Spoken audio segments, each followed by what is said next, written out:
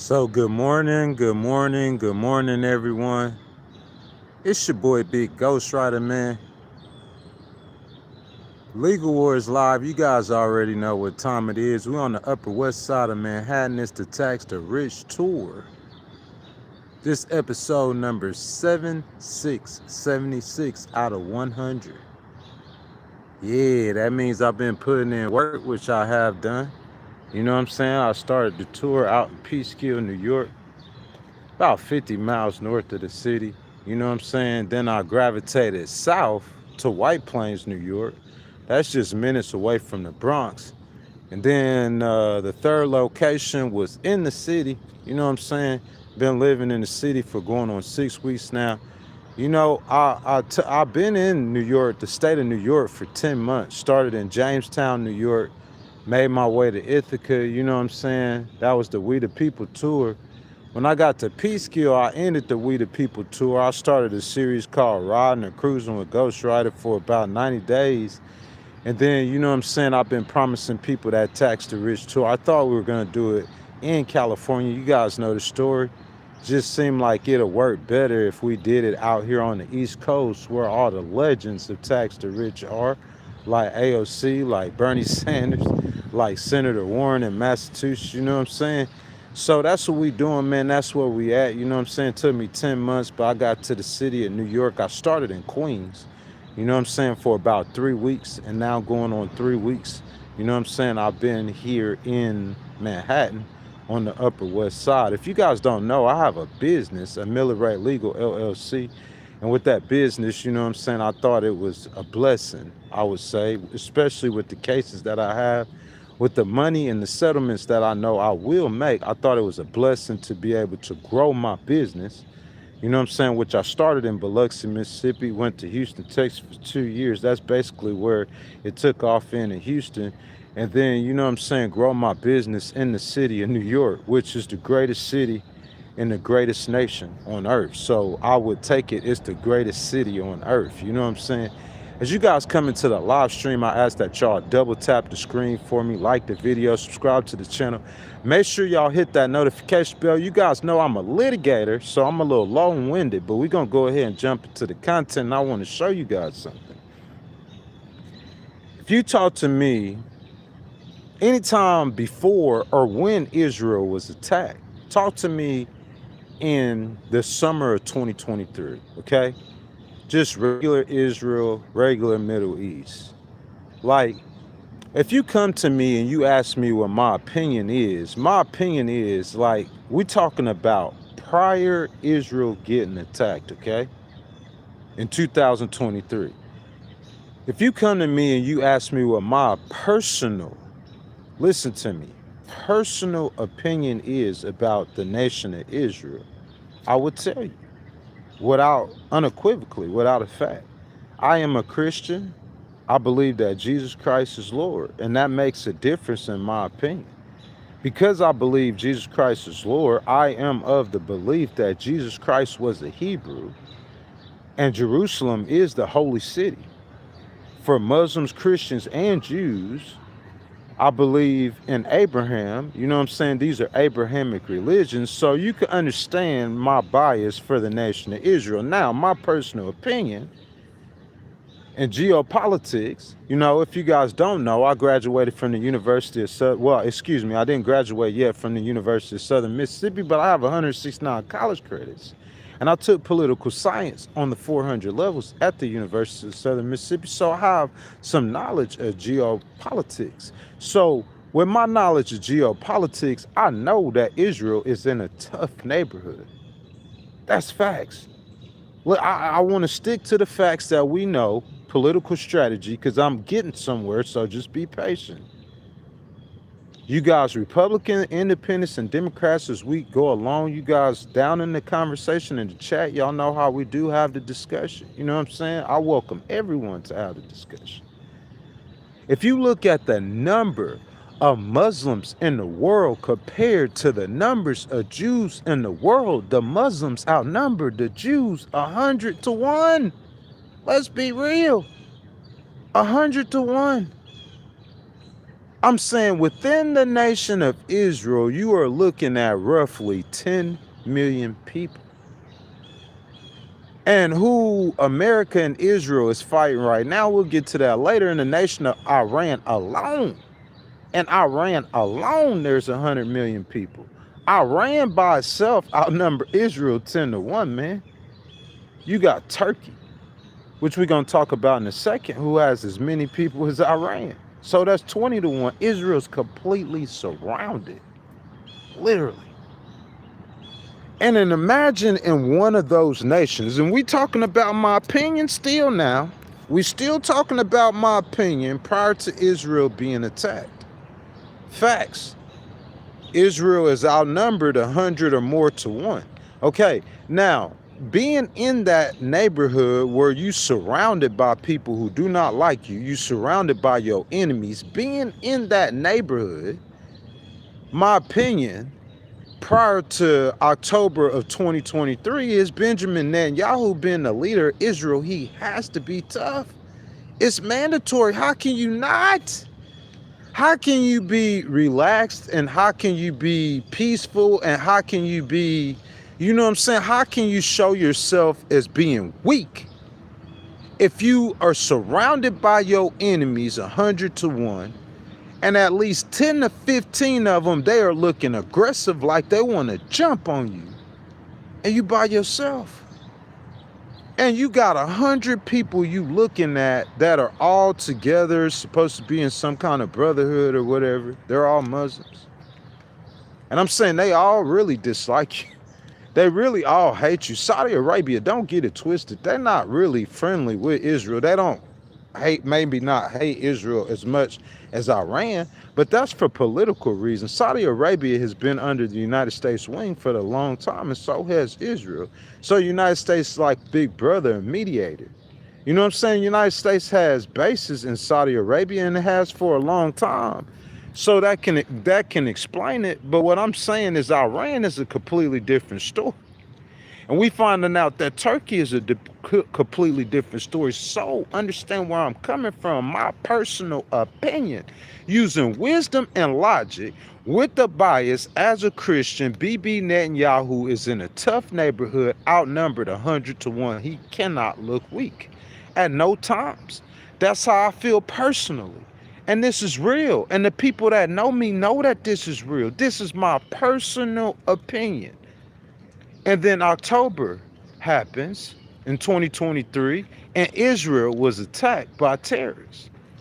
Now you ask me how I feel at this point. Oh man, I'm 10,000% pro-Israel. The whole world is. Who isn't? Probably even Turkey is. The only one isn't is Iran. And it's proxies, because the Houthis is Iran, Hezbollah is Iran, and definitely Hamas is too. So of course Iran, but I'm saying, like, you got to understand the Muslims in this situation. You got 100 people in Israel by itself.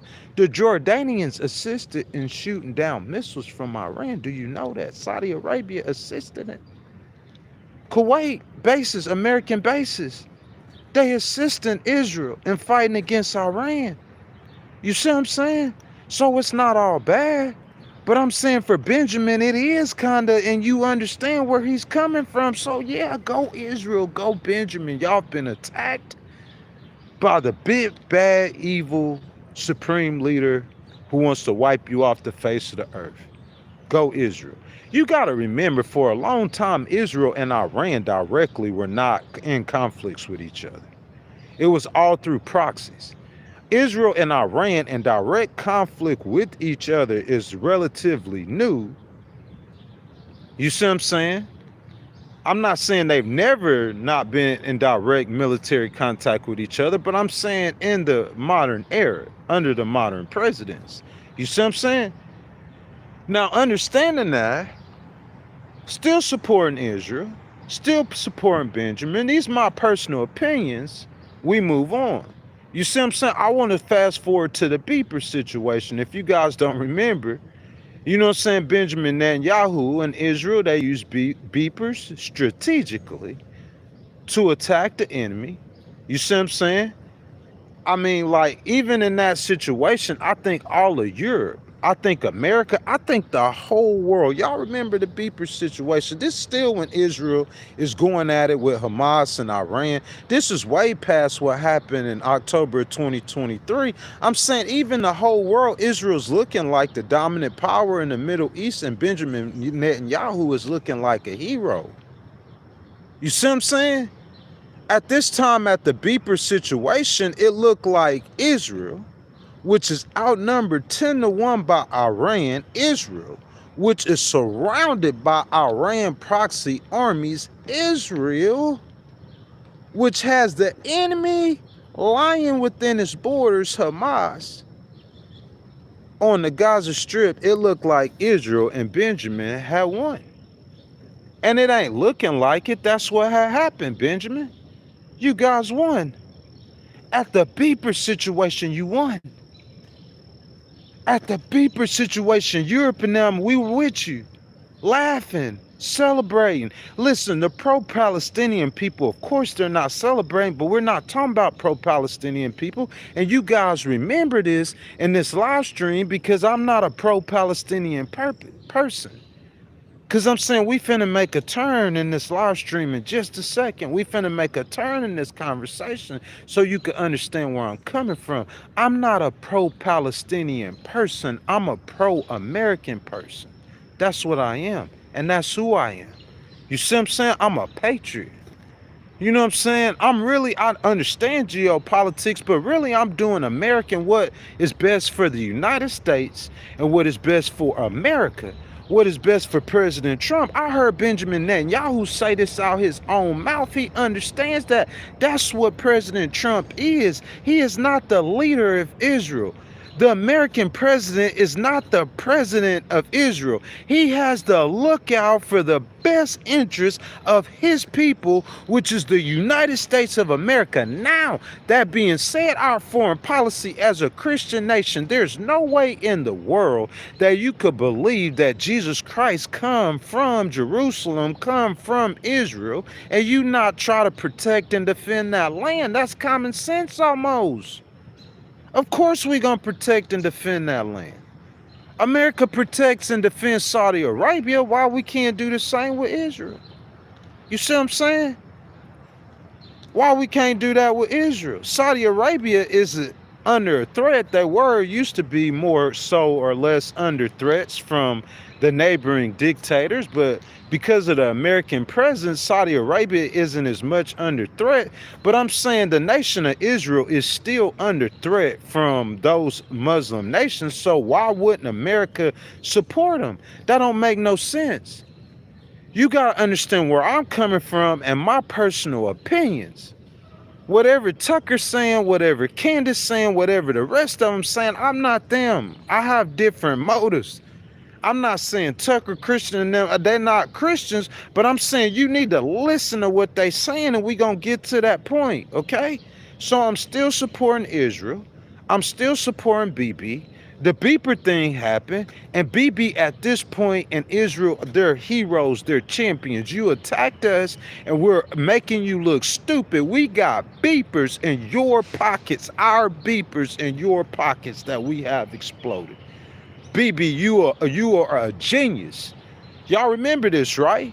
Playing on Fox News. Now we get to a point right here. This is where things start changing.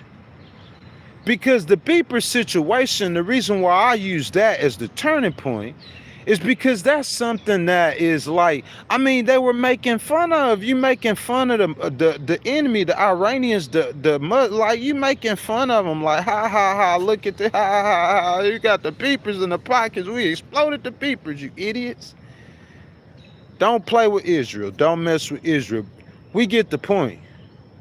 But see, here's where the difference come in at. Now you gotta follow me. Benjamin Netanyahu in his head, he's saying that he don't want to deal with this Muslim Houthis. He don't want to deal with it no more at all. He wanted it to be over with for good. Like he want to extinguish Hamas. He want to extinguish the Houthis. And see here, listen to me. Listen to me. This is where I start to differ from you. My personal opinion, BB, I still understand. I still everything. But look, this is what I'm saying. The Crusaders and the Christians and the Muslims have been fighting for thousands of years. That violates logic, BB. It violates logic. That what's so special about you to where you're going to be able to come and you're going to be able to extinguish the Muslim enemy from the mix completely. Because that's where the strategy went wrong. That's where it turned at the BiBi situation. At the BiBi situation, but he would not stop fighting. He got attacked in 2023 and he killing. We understand that. He in 2024, he's still killing. He wouldn't stop. We understand that. 2025, you got a new president. You get your hostages back, but BiBi not stopping. He's still killing because in his mind, he thinks he can extinguish Hamas from the earth. That's what I feel like. That's where we got off track at. Cause see, this is where I'm gonna go against my personal opinion. Because that defies logic, Mr. Netanyahu. It's no way possible you're going to completely get rid of Hamas. It's not happening.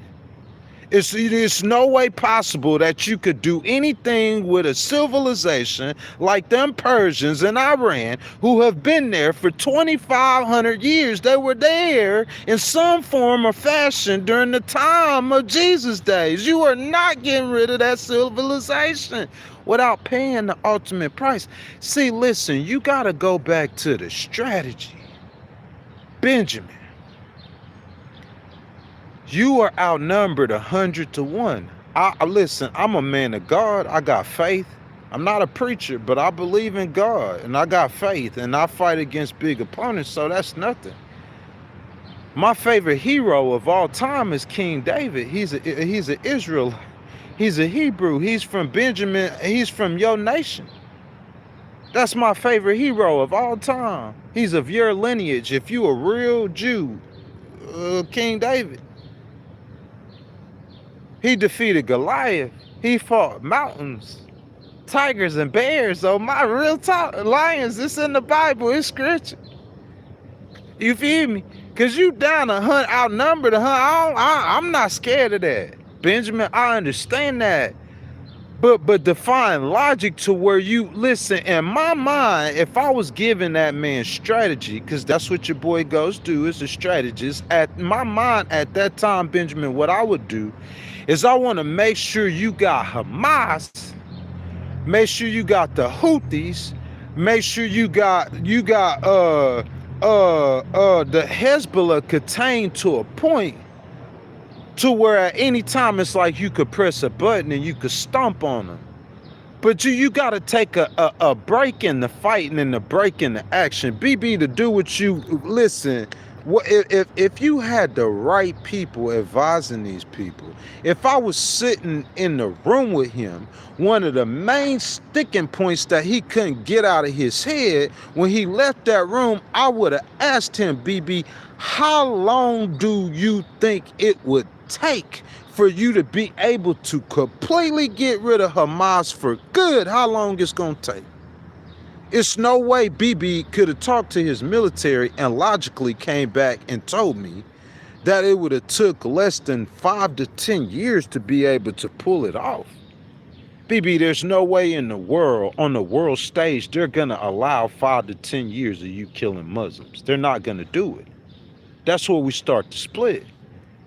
But let's stay on a chronological path so you can understand where I'm coming and you can understand the difference between my opinion personally and my professional opinion, political strategy. You can understand the difference moving forward. We get to the 12-day war. Now, in the 12-day war, after the BiBi incident, between that and the 12-day war, I believe in between those 2 points, America's involvement in that conflict, between those 2 points, is when Israel went from the hero to the villain. In the BiBi situation, they were heroes to the entire world. Once we get to that point where America is joining in with Israel in that conflict, in that 12-day war, they are certified villains. And I could tell you why, and I've told you why before. Listen, Israel is smaller than the rest of those nations. We understand that. Israel's smaller than Turkey and Turkey, we're going to talk about Turkey in just a second. That's the news, okay? Israel's smaller than Turkey. Israel's smaller than Iran. We highlighted that. So you have a smaller guy getting picked on by a bigger bully, Iran. But I'm going to take it to personal terms so you can understand it. Okay, so Israel's the little guy and Iran's the big guy. And so the big guy slaps the little guy. We all for the little guy. We for the underdog. We all for Israel. The whole world is.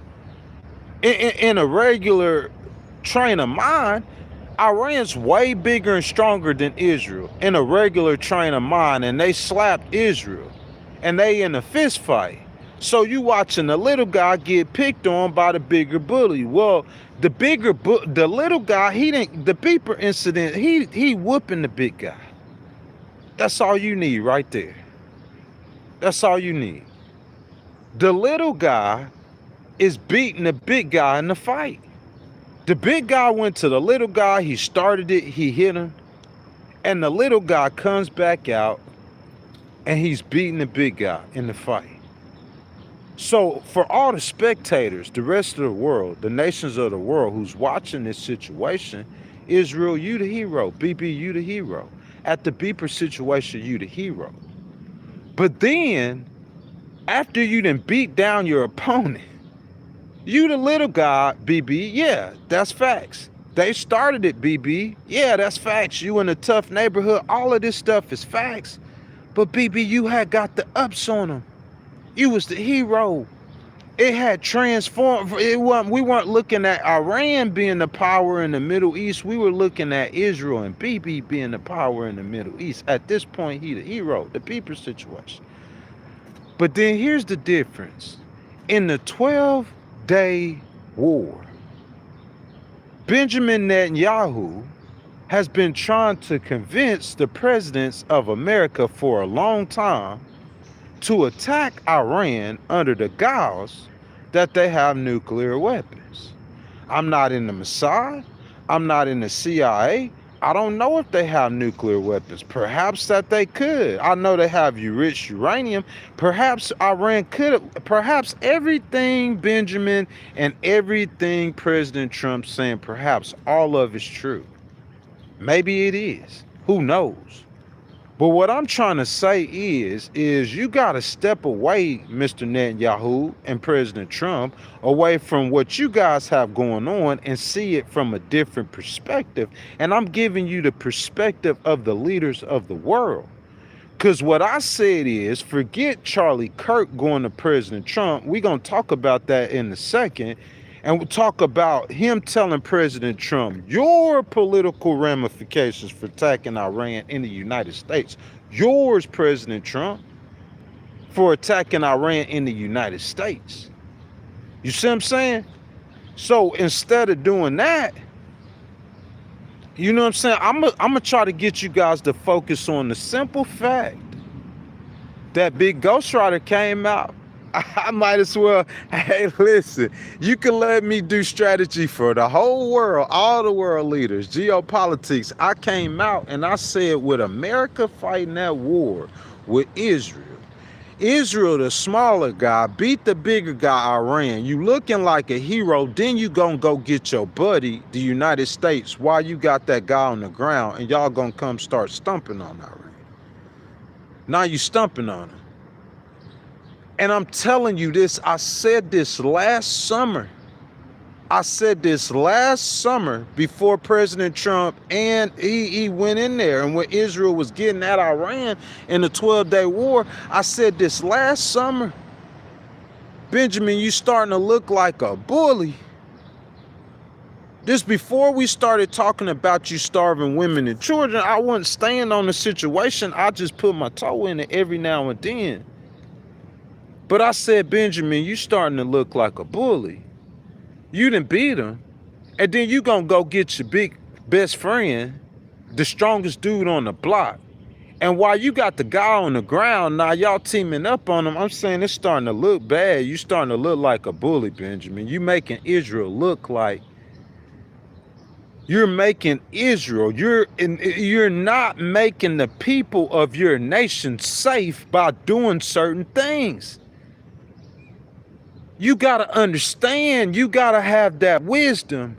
They outnumber you 100-1, but you got some of them playing on your team. You got some of them on your side. And I'm saying, really, when they fight these wars, the whole world got an opinion. China got an opinion about what Russia doing in Ukraine. America got an opinion.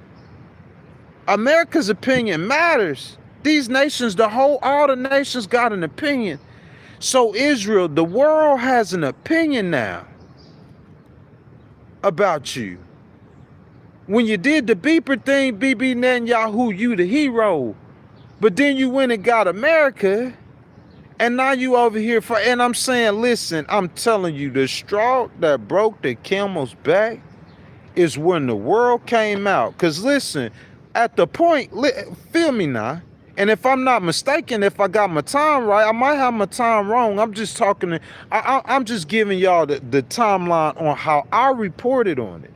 I'm not giving you the timeline on how it actually happened. I'm giving you the timeline on my recollection off the top of my head of the news events and how I was digesting it and how I was reporting on it.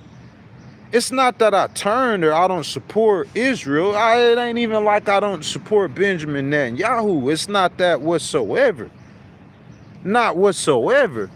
What I'm saying is what it is the nature of the incidents.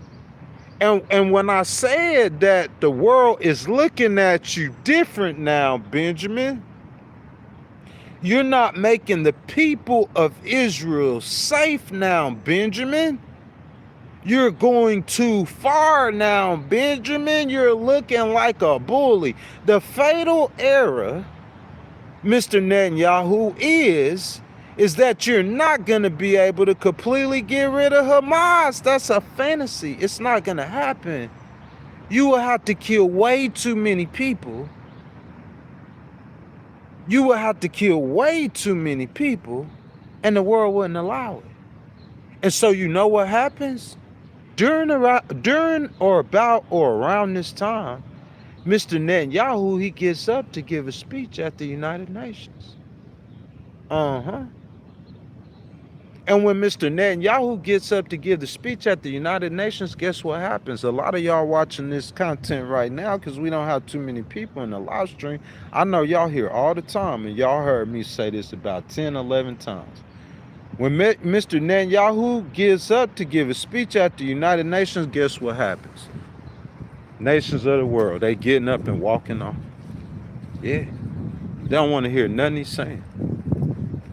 All the nations of the world, they start getting up and walking out the room. While Benjamin's going up to give a speech, and I want to do a vlog at the United Nations, because you know I'm right here in New York City. It's right down the road.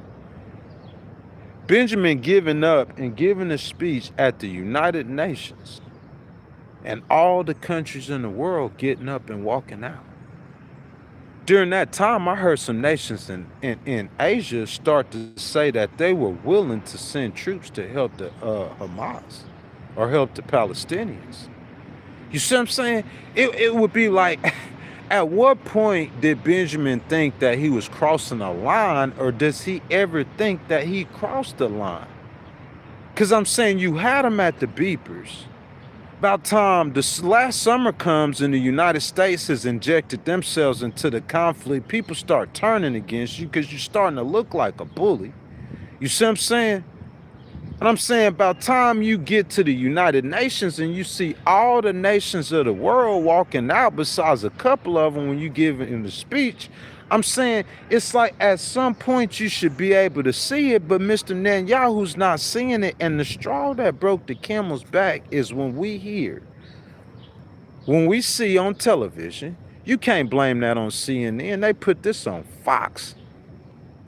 I watched about a genocide from Chris Cuomo. That's News Nation. He said that he don't from the official estimates, he only think that 59 to 69,000 Palestinian women and children died. So he said he don't think it's a genocide. Some people saying that millions of Palestinian women and children were killed by Benjamin Netanyahu and the Israelis. Chris Cuomo said on News Nation, I believe it's called, that he doesn't think that's happened. So that's what I'm saying. Like, I wasn't just listening to the side of it. That's because I don't think I ever heard one time on CNN them say Benjamin Netanyahu committed a genocide. They never said that. They said that on MSNBC, but you wouldn't expect that. But Fox News was even covering it. So President Trump or Benjamin jumping on one network, I don't think Benjamin Netanyahu hating on CNN, because I seen Dana Bash interview him. You see what I'm saying? Because we're not talking about what he said in the interview, but the link is down in the description so you guys could go look at the interview. I'm talking about an overall picture of how I believe he got off course. This ain't about my personal opinion. This is about a professional political opinion that will keep the people of Israel safe. That's what that was about. Benjamin then went off the rails. He went all the way off the rails. And at the point where we hearing that you starving the Palestinian women and children, at that point it's like, the people of the world, they already turned against you. They already getting up and walking out when you speaking. At the point where you starving Palestinian women and children, they about through with you. You starting to make enemies now. In a neighborhood that you don't need no more enemies. I'm saying, I might be wrong, but I don't remember or recall hearing Turkey or Erdogan, Turkey's leader, I hope I'm saying his name right, I know I'm not. I don't remember in 2023, I don't remember them being against Mr. Netanyahu or being against Israel. It's not like Turkey, for the most part or the long part, have been an enemy of Israel, or they've been aggressive with each other. Do you guys know? We're not talking about back in the past. We're talking about Ronald Reagan's or Jimmy Carter days forward. You know what I'm saying? That modern Iran, we're not trying to have no history lessons. I don't think that's too relevant to what's going on. It's relevant, but not too relevant. Not to the strategy I'm trying to give right now. You see what I'm saying? Y'all follow me. Rock with me now. Friend of Israel. A friend of the people of Israel. But I'm saying, I don't remember before 2023, see, Benjamin, I don't remember nations in Southwest and Southeast Asia saying they were willing to send troops to help Hamas, which the whole world, even these nations, recognizes a terrorist organization, or help the Palestinians. See, Benjamin, I don't remember that, but it's something that you did. It was a line that you crossed. And see, just not having the right advisors around you. But I'm saying, at the point where we hear Benjamin was starving Palestinian women and children, at that point, and we talking about months ago, at that point, months ago, that's when he had a problem with Turkey. At that point, months ago. And I'm saying, Benjamin, you creating a problem. I'm saying, Benjamin, the people of Israel are trusting you to protect them. We understand that. But you're Turkey now. I'm saying, even when we get the problem with Iran solved, we got another Iran, Benjamin, that we got to deal with now. Because you don't have the right advisors around you to be able to show you this. I know what the Bible say. Benjamin, you might not believe in Jesus. You might not believe in Revelations, and that might be the problem, because I know what the Bible say, how the world's going to end. With the nations of the world having Israel surrounded. And we slow walking straight to the end to that time period. Slow walking straight to it. So let's get to the news. 35 minutes in. So Benjamin Netanyahu, if you guys read the description, you guys will see a link in the bio or a link in the description in which Benjamin Netanyahu did an interview with Dana Bash on CNN.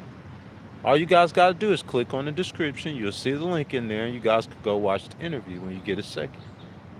During the interview, Benjamin says that he opposes the sale of F-35s to the nation of Turkey.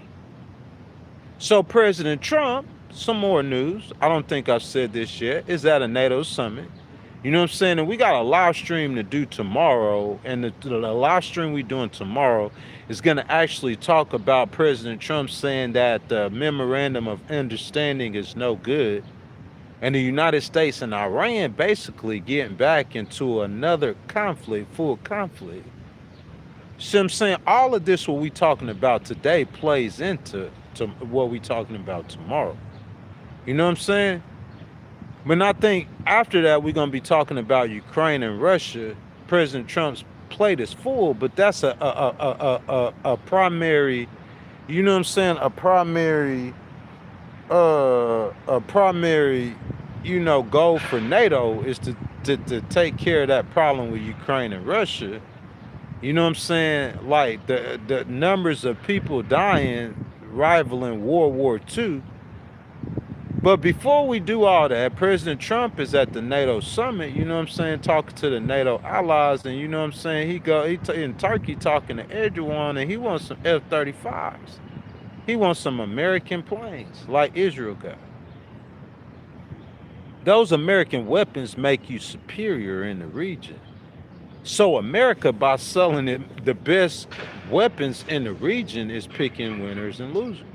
That's why Israel's military is so powerful, because they with the United States. You see what I'm saying? That's why they're so powerful. So he picking winners and losers. So Israel doesn't want Turkey to have the F-35, and BiBi Netanyahu is telling us the reason why he doesn't want Turkey to have F-35 is because Turkey are enemies of Israel. What?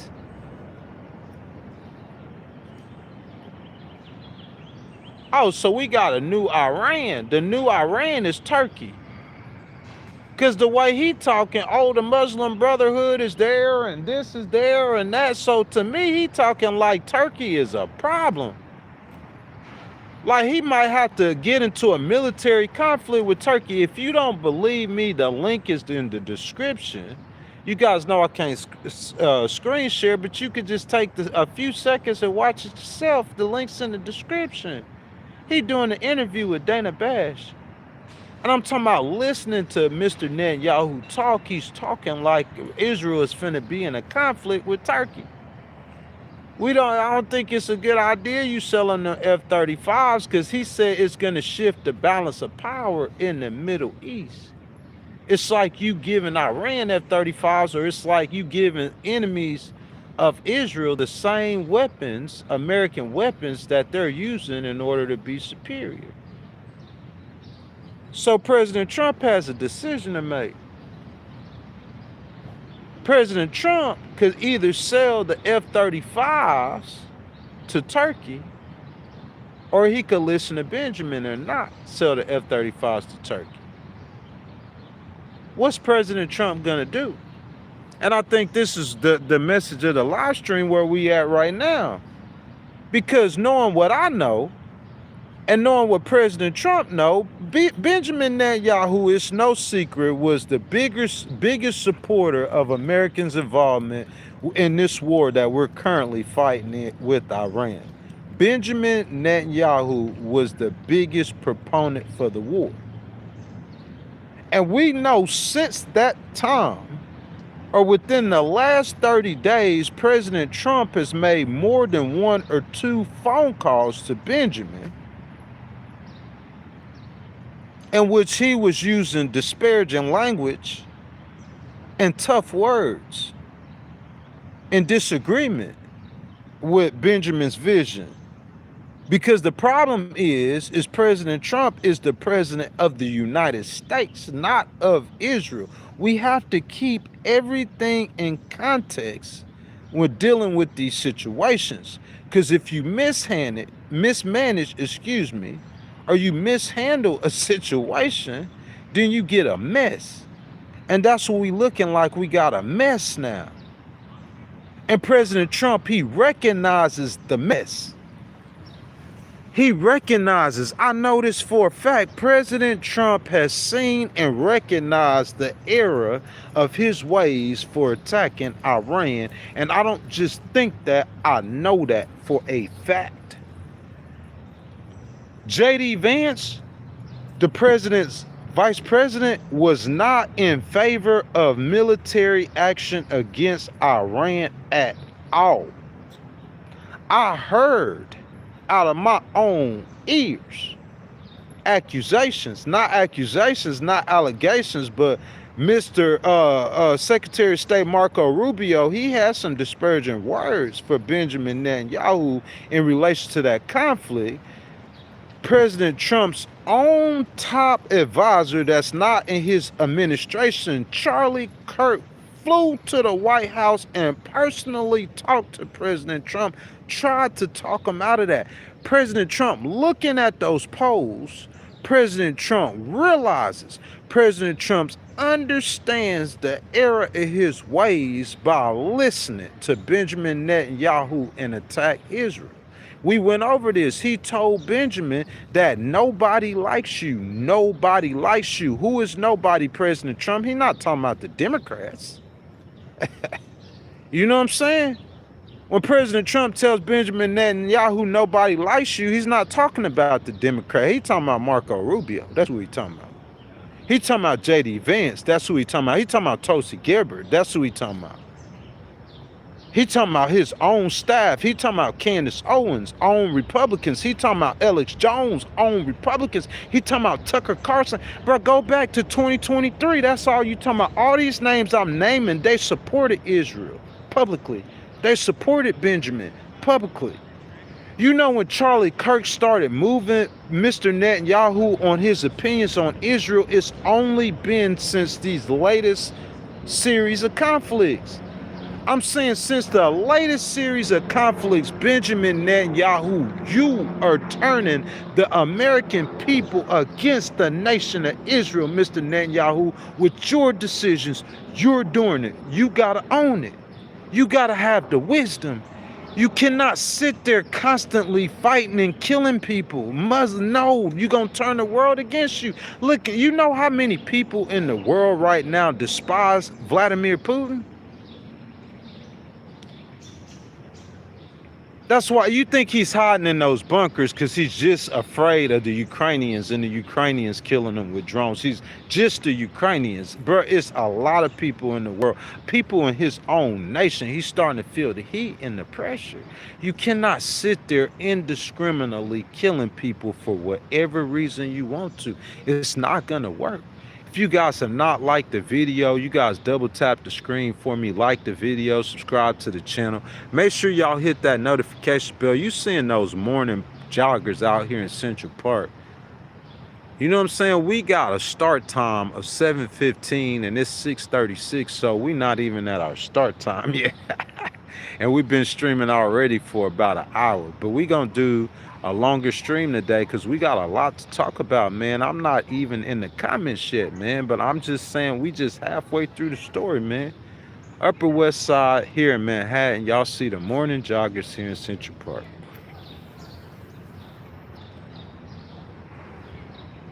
Over the history of the world, any leader that constantly killed people, whether it was Stalin, whether it was Hitler, whether it was Osama bin Laden, whether it was the Iranian supreme leader, whether it was Saddam Hussein, now it's Vladimir Putin, any leader who does that, I'm telling you, their days are numbered. As it should be. They're a threat to humanity. You see what I'm saying? to where they'll indiscriminately kill human beings, man. You, in my opinion, you are a threat to all of humanity. You see what I'm saying? And that's what the problem is.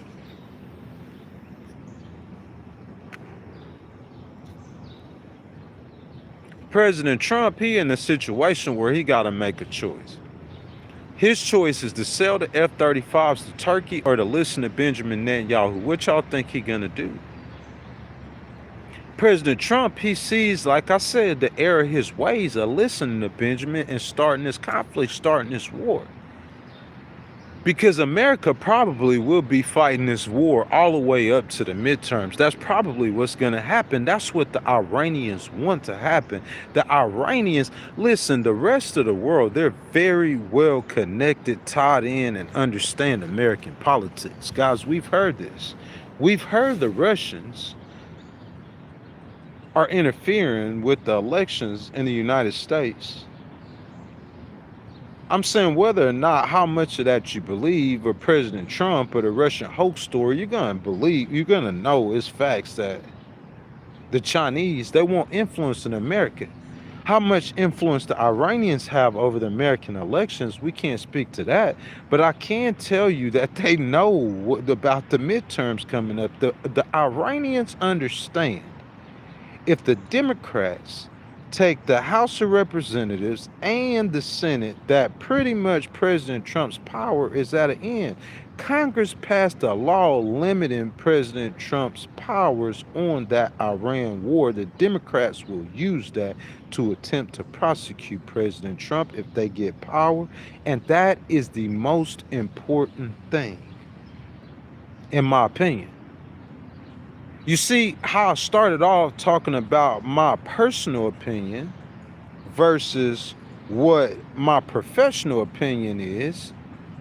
My personal opinion of where I stand with Israel, but my professional opinion, I understand that the American people do not want to see the United States bogged down in another Middle Eastern situation or conflict in which you're saying that this nation has weapons of mass destruction. It's like you rerunning Iraq. The American people are completely, for a large part, almost 6 out of 10 Americans are against this war.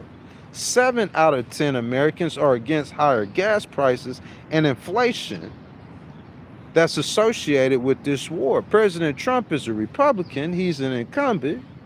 We see what happened to him in 2018. He didn't have no Iran war, and he lost 42 seats. I don't know if he got the Save America Act passed, which would help him in the midterm elections, if he could get it passed, which he can't, because he's created too many enemies in Congress on his own side, Republicans. But if he could get it passed, I don't even know if that'll save him for what's coming in November. Because I'm saying the Republicans, Tucker Carlson with millions of young conservative male white listeners, Nick Fuentes with millions of young white conservative male listeners, Candace Owens with millions of conservative listeners, Alex Jones with millions, they all are against this war. The war is the main. Listen, the Epstein list started creating a division between that young faction, Charlie Kirk included, of Republicans, mainly on the internet, that supported President Trump. The Epstein list is the first division. You know what I'm saying? President Trump called Charlie Kirk about the Epstein list. I'm saying the first division was the Epstein list, but it goes on from there. The Iran war is the straw that broke the camel's back. He got Megyn Kelly against him. And we talked about this, the generational divide. President Trump's 80 years old. I don't know how old BiBi is. I'm saying even in Iran, the young people in Iran have been protesting. They with us too. Over 1 million protesters in Israel, they're with us too. We want to take the world in a different direction than what Benjamin Netanyahu, President Trump, and the supreme leaders take in the world.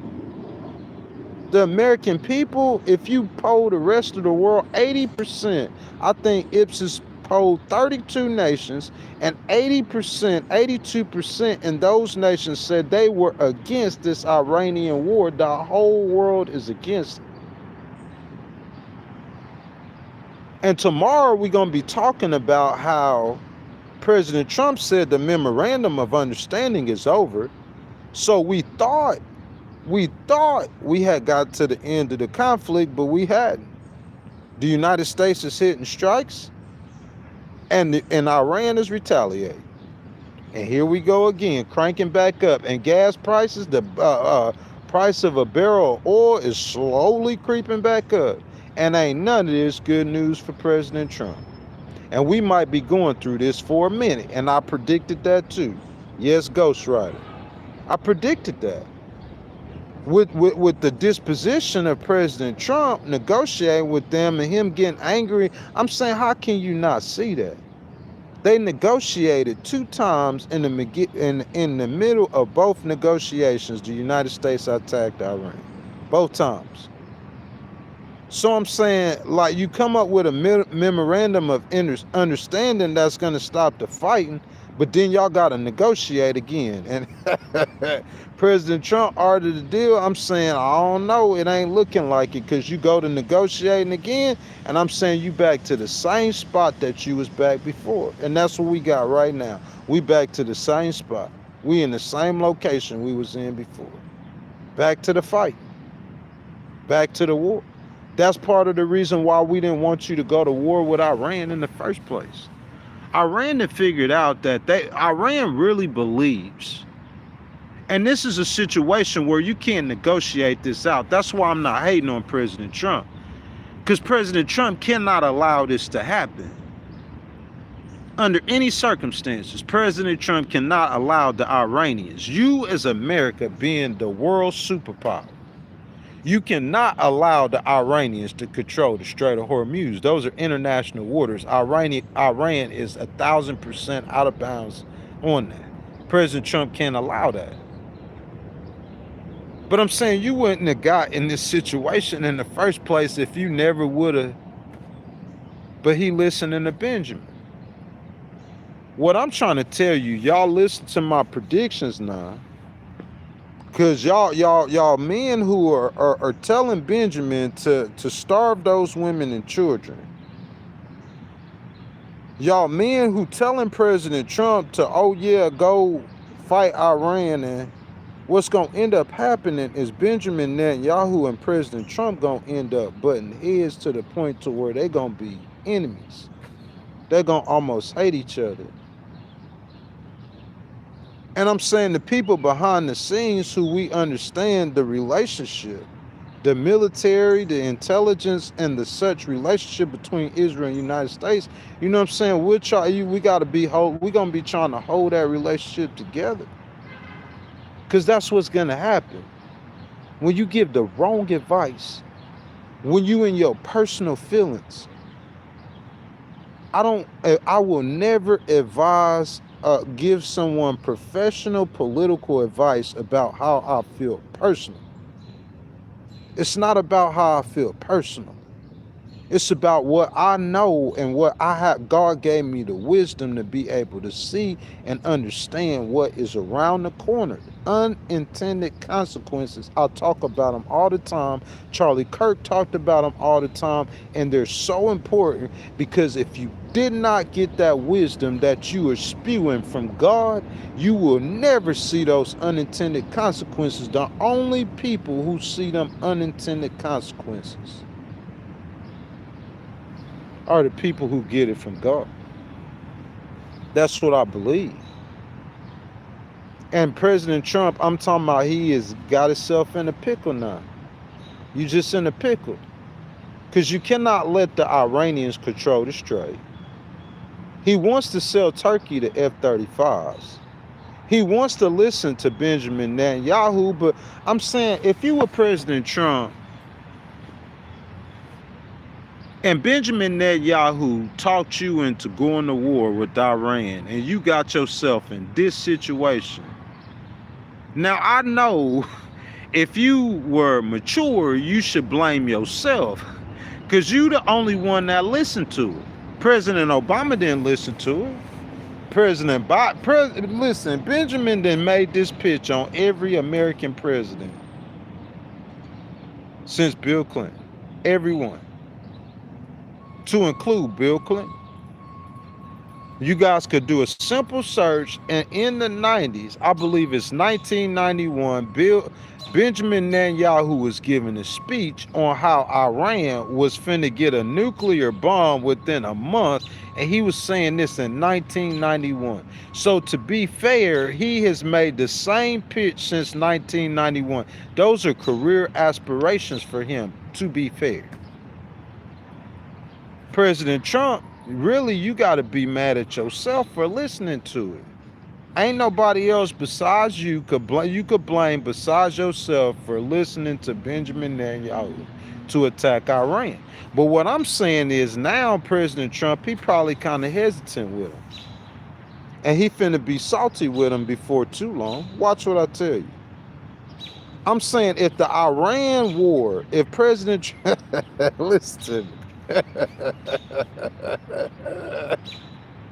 Listen to me. If President Trump knows for 1,000% fact that the Iran war is the reason why he get impeached the third time, the Iran war is the reason why he get criminal charges against him again. And he knows that this war is there. Because I'm saying President Trump's not stupid. He has enough political savvy. That's why he was trying to get the memorandum of understanding. President Trump has enough political savvy to understand that politically, this conflict politically, that this conflict is no good for him. It's no good for him at all, politically, not at all. He looking at the polls, he see how the Americans feel about inflation. Because I'm saying you start getting gas prices down, and then you start bombing Iran again, then them gas prices, they're going to go right back up. And with the gas prices going up, guess what? Everything else is going to go right back up. The American people, they don't want to hear that. They don't want none of that. They don't want no parts of any of that. That's what I'm trying to tell y'all. President Trump, he's done the calculations and he can see it. But he got his back against the wall. He in a pickle. Because the Iranians, regardless of how much pain you inflict on them, first of all, I thought this was a bad time because I'm saying like, the Iranians are celebrating the death of the Ayatollah Khomeini. Left in power. Listen to this.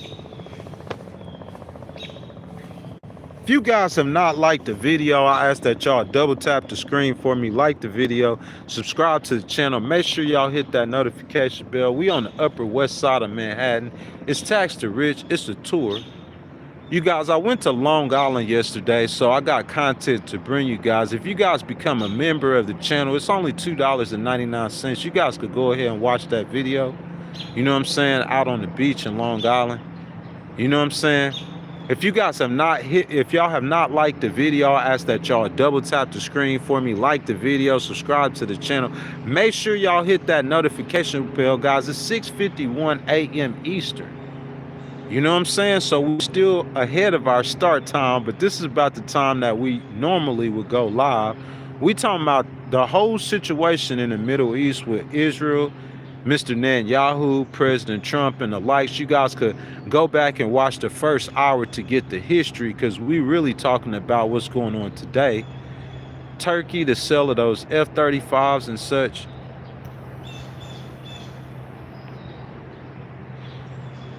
Guys, we talking politics this morning. In Central Park, we in Manhattan. It's early. We not talking pocketbook issues this morning, but we do that. You know what I'm saying? But this morning, guys, what we talking about is very important. It relates to the complete history of the world. I'm talking about President Trump's at this situation, this point in time, the way that he negotiates. President Trump, I just don't understand the way you negotiate with Iran. I really don't. President Trump, let me ask you a question. If someone killed your father and one of your children, President Trump, if someone killed your father and one of your children, I'm saying, what kind of deal would you be ready to make with them? If someone, forget President Trump, let me ask you this person, whoever you are watching this live stream, common sense ain't that common. Everyone don't have logic, not like the way Ghost has, to where I could break this down simply for you to understand. We talking political strategy. I'm not trying to entertain you, bruh. This is real life stuff in entertaining. You small-minded people caring about small-minded things and who want to get entertained, go get entertained. It's too deep for you. If it's too deep for you, go get entertained. This ain't entertainment. This is real life. If someone kills your father and someone kills one of your children, you can negotiate with him? You got to understand, listen, regardless of who Iran nominates to be the leader next, if it's the disfigured supreme leader who's in hiding, who might not be alive, it would have been one of his brothers, if not. So I'm saying whoever takes over in the line of succession, President Trump and them want regime change. That's the original goals. So you go kill the supreme leader, but you're gonna leave one of his sons or family members in power. Now you done killed their daddy, their granddaddy, you done killed this daddy. At the funeral, you got one of the baby's casket. That's that man's, one of the man's children. You done killed the man's daddy and this child. And what kind of deal you expect him to make with you? Common sense ain't that common. Who's making the strategy for the United States and Israel fighting this conflict?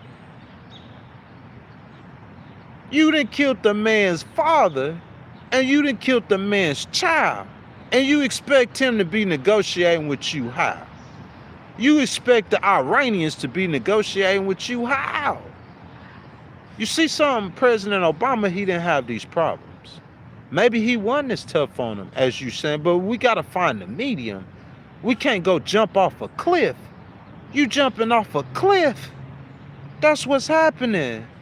Sky jumping, cliff jumping. That's what's going on. You negotiating with the Iranians. Forget the Iranians. Forget President Trump. You see how Ghostwriter do it. I'm not trying to entertain you. I could entertain you. I could talk about personal things about President Trump. I could have you cracking up this morning. This ain't no entertainment. This is real life. This is a reality, authentic, and realness that you getting right now. And it's for the real. It's for the deep thinkers, the smart people. This is who this for. They know where I'm coming from. If you wondering, President Trump, why you having a problem negotiating with you, because one thing for certain and two things for sure. Iran and America are they back trading leaks? That's what Iran wants. You see what I'm saying? President Trump said the memorandum of understanding is done. Of course he's sending mixed signals. He's trying to watch the stock market. He don't want the oil prices. He say the wrong thing. The oil price is going to shoot up to the sky. He don't want the oil price to shoot up. So, of course, he's watching what he says. That's not what we're talking about. This morning, what we're talking about is what's really going on in that conflict, and what's really going on is the United States and Iran are about to get cranked back up, back into war. President Trump knows he's going against 70% of the people. 70% of the people. President Trump, those 70% of the people who don't think you done good on inflation and on the economy, those 70, forget he ain't think, so I ain't gonna think about the 58% of the people who are against this war. I'm gonna think about the 42% of the people who in some way or fashion support the war. 11% of the people want further military conflict with Iran. It looks like that 11% is gonna win out. But I'm saying forget the 42% of the people who he has convinced or might be Republican or whatever. 42% of the people in favor of some kind of military action continue against Iran. What I'm talking about is the for somewhere in between, because 60% of the people against the war, but 70% of the people are against inflation and higher prices. So obviously, it's about 10% or so are people who are for military action, but don't understand that that military action that they're for is going to cause those higher prices. That military action they're for is going to cause gas to be higher, in which they can't afford. President Trump got it. He's done the calculations, but he got himself in a pickle. Because you cannot allow Iran to control the Strait of Hormuz. You cannot do that under any circumstances. General Kane gonna tell you that, and I'm gonna second that notion. Yeah. Ghost, you support any further military action in Iran? Nah, I don't support it. You shouldn't have did it in the first place, but since you did, you can't leave the back door open. You gotta clean up the mess.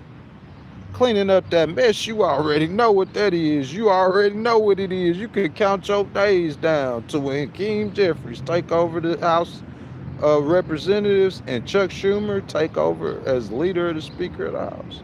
You count your days down come 2027. Y'all know summer of 2027 is the Summer of Love Part 2. I'm gonna have to do a live stream. I told y'all, listen, I'm still predicting this, and I'm telling y'all now, because I was telling President Trump last spring when I was celebrating getting a check from the U.S. Treasury, $18,000 worth of checks. I was telling President Trump out of love that, hey, baby, we need to govern this way. You do. You could tell another Republican who don't have 30-something felonies who weren't impeached 2 times, because they might have Trump derangement syndrome. But I'm saying there ain't no cure for that Trump derangement syndrome. I knew that last year. President Trump, you right. They got Trump derangement syndrome. Something wrong with him. Because the George President Bush, even though he did it different than you, other Republicans done what you did. They didn't hate him as bad as they hate you. You right. But what they not telling you, because they not the best advisors for you. They might be good advisors, they just not this good. What they not telling you is there is no cure for that Trump derangement syndrome. They hadn't found a cure for that Trump derangement syndrome. So what happened to you in 2019 and 2020 is going to happen to you worse in 2027. And I'm the first one telling them. Because when the Democrats take over, they're going to do everything they did to you before times 2. I'm the first one telling y'all that. They're going to be extra mad because you came back and not only did he win the president, you didn't attack Harvard, you didn't kill Alex Peretti and Renee Good, or they didn't die. You know they weren't Republicans, right? I'm saying you done done things. You done sent the military to their cities. This is how you chose to govern. And I said it before, Stephen Miller standing up there saying all that outlandish thing, they're going to be calling you to testify. You got to understand that your power only lasts for 4 years. I heard I went to Long Island yesterday, and a guy who was in the vlog, he didn't come out and do an interview, but that guy, he was talking about President Trump and the authoritarianism that they think President Trump's authoritarian. What you don't understand, I mean, the unintended consequences for that, man. They gonna try to. So President Trump, it's like they punch drunk. And I'm not hating on him, because you would be too. You see how I do it? I'm able to see both sides. I'm able to see clearly across the board. You would be too. If they tried to assassinate you multiple times, they charge you with 34 felonies. Like if there was irregularities, in a presidential election, and if you came back and won, you would feel invincible. That's what he felt. He felt invincible politically. In December of 2024, he felt invincible, and y'all Republicans felt invincible, but I live in reality. I remember what happened to George Bush during the time he felt invincible. It's like everybody forgets. They don't remember. The Republicans don't remember. The Democrats don't remember. They don't remember. I remember what happened to George Bush when he told us they had weapons of mass destruction and he went to war. I remember how popular he was. He was popular enough to win 2 elections. Twice. Republican. That ain't happened since Ronald Reagan. Republican. He was popular enough to win 2 elections. But I remember. That's what I'm saying. Charlie Kirk, remember what happened. That's why we trying to, and President Trump, he knew it. What make America great again? America first, that's what that meant. No foreign wars. No foreign wars. But you listen to Benjamin Netanyahu over every one of your rest of your advisors. Even your own top general, Kane, that you handpicked yourself. A very good pick. An American hero, General Kane, man. And he told you about the straight, and you went against all your top advisors, and you went ahead with that action, and he sees the error in his ways. It is directly connected to those elections. It's like the Iranians on the phone with some kind of power within the Democrats. It's like the Iranians, I promise you, the Democrats, your best ally is the Iranians. Because that war continued. The Republican Party is a thing of the past. They're going to be a relic. They're going to be crying some real big tears come December. All the Democrats got to pray for. I'm telling y'all, I went to Long Island yesterday, and I'm talking to some people, and the way they talking about President Trump, like he a criminal, a war criminal. I'm like, golly, I'm from the South now. I might have different political views, but in the South, you know, they like the big dog. You feel me? So I'm like, I can't go as far as you going. You know, I don't keep it personal or political. But the Democrats, I already knew it. They pretty heated with him. That's why you see people keep trying to assassinate him. They pretty heated with him. But what I told him and what I said before, if y'all, the ones who want, the Democrats should be fighting the hardest to keep him alive. Because if you kill him, or if something bad happens to him, you gonna lose power. All that power that you finna gain. Because what I'm saying is, if that Iran war keeps going on, y'all finna get the House and you finna get the Senate. But if someone's successful assassinate him, what you gonna do? You gonna make him a martyr. You gonna enshrine President Trump as a martyr for the rest of the generation. It don't matter what errors, what mistakes, how bad of a president he was about to turn out to. You finna make a grave error. Because you finna turn him into a martyr. That's number one. The people gonna feel sorry for him, so they gonna vote J.D. Vance in for president again. So you finna have a Republican president for a second term. Because I promise you, if y'all do something foul to President Trump, that's what's gonna happen. Unintended consequences. They don't think, they can't see past the hatred. We hate him so much, so we gotta get rid of him. We hate President Trump so much, so we gotta get rid of him. And an 80-year-old man at that, 80 years old, you don't see past the unintended consequences. Same thing with the supreme leader. They saying 25 million people are gonna be at his funeral. You done turn him into a martyr. Now he a martyr. Immortal. President Trump, immortal. And then the people gonna feel bad for him. They gonna think the Democrats are really demons and devils and evil. And then they gonna vote for J.D. Vance. You might not, if it happened before the midterms, you might turn it around for the Republican Party. Unintended consequences. That's the very wrong move to do. Let me tell you what's gonna happen. We're gonna keep the big dog alive if you're a Democrat. That's what I'm saying. Y'all need someone like Ghost in your side, on your team. That's to help you. Number one thing, it's the right thing to do. The American people voted for President Trump. If he authoritarian, there's a ways to remove him legally. What you talking about, assassin, like that's evilness. That's wickedness. That's what that is. That's completely against God. That's not what Jesus taught. You might as well become Benjamin Netanyahu. Or you might as well become President Trump yourself. Whatever you hate, you might as well become it. If you talking about doing something evil like that, that's not how you do it. What you want to do is you want to keep President Trump alive. He's your best weapon. President Trump is the best assurity for the Democratic Party that they could take complete control over everything. Keep him in office till 2028. Keep President Trump in office to 2028. The Democrats got the House of Representatives and they got the Senate. And if he's still the president after the Democrats take over, I can assure you that the Democrats will let you gonna get a Democrat a 20,000, a trillion% assure you. Your best weapon as a Democrat for getting power back is keeping Donald J. Trump as your president. Because he will assuredly, just like last time, ain't nothing changed.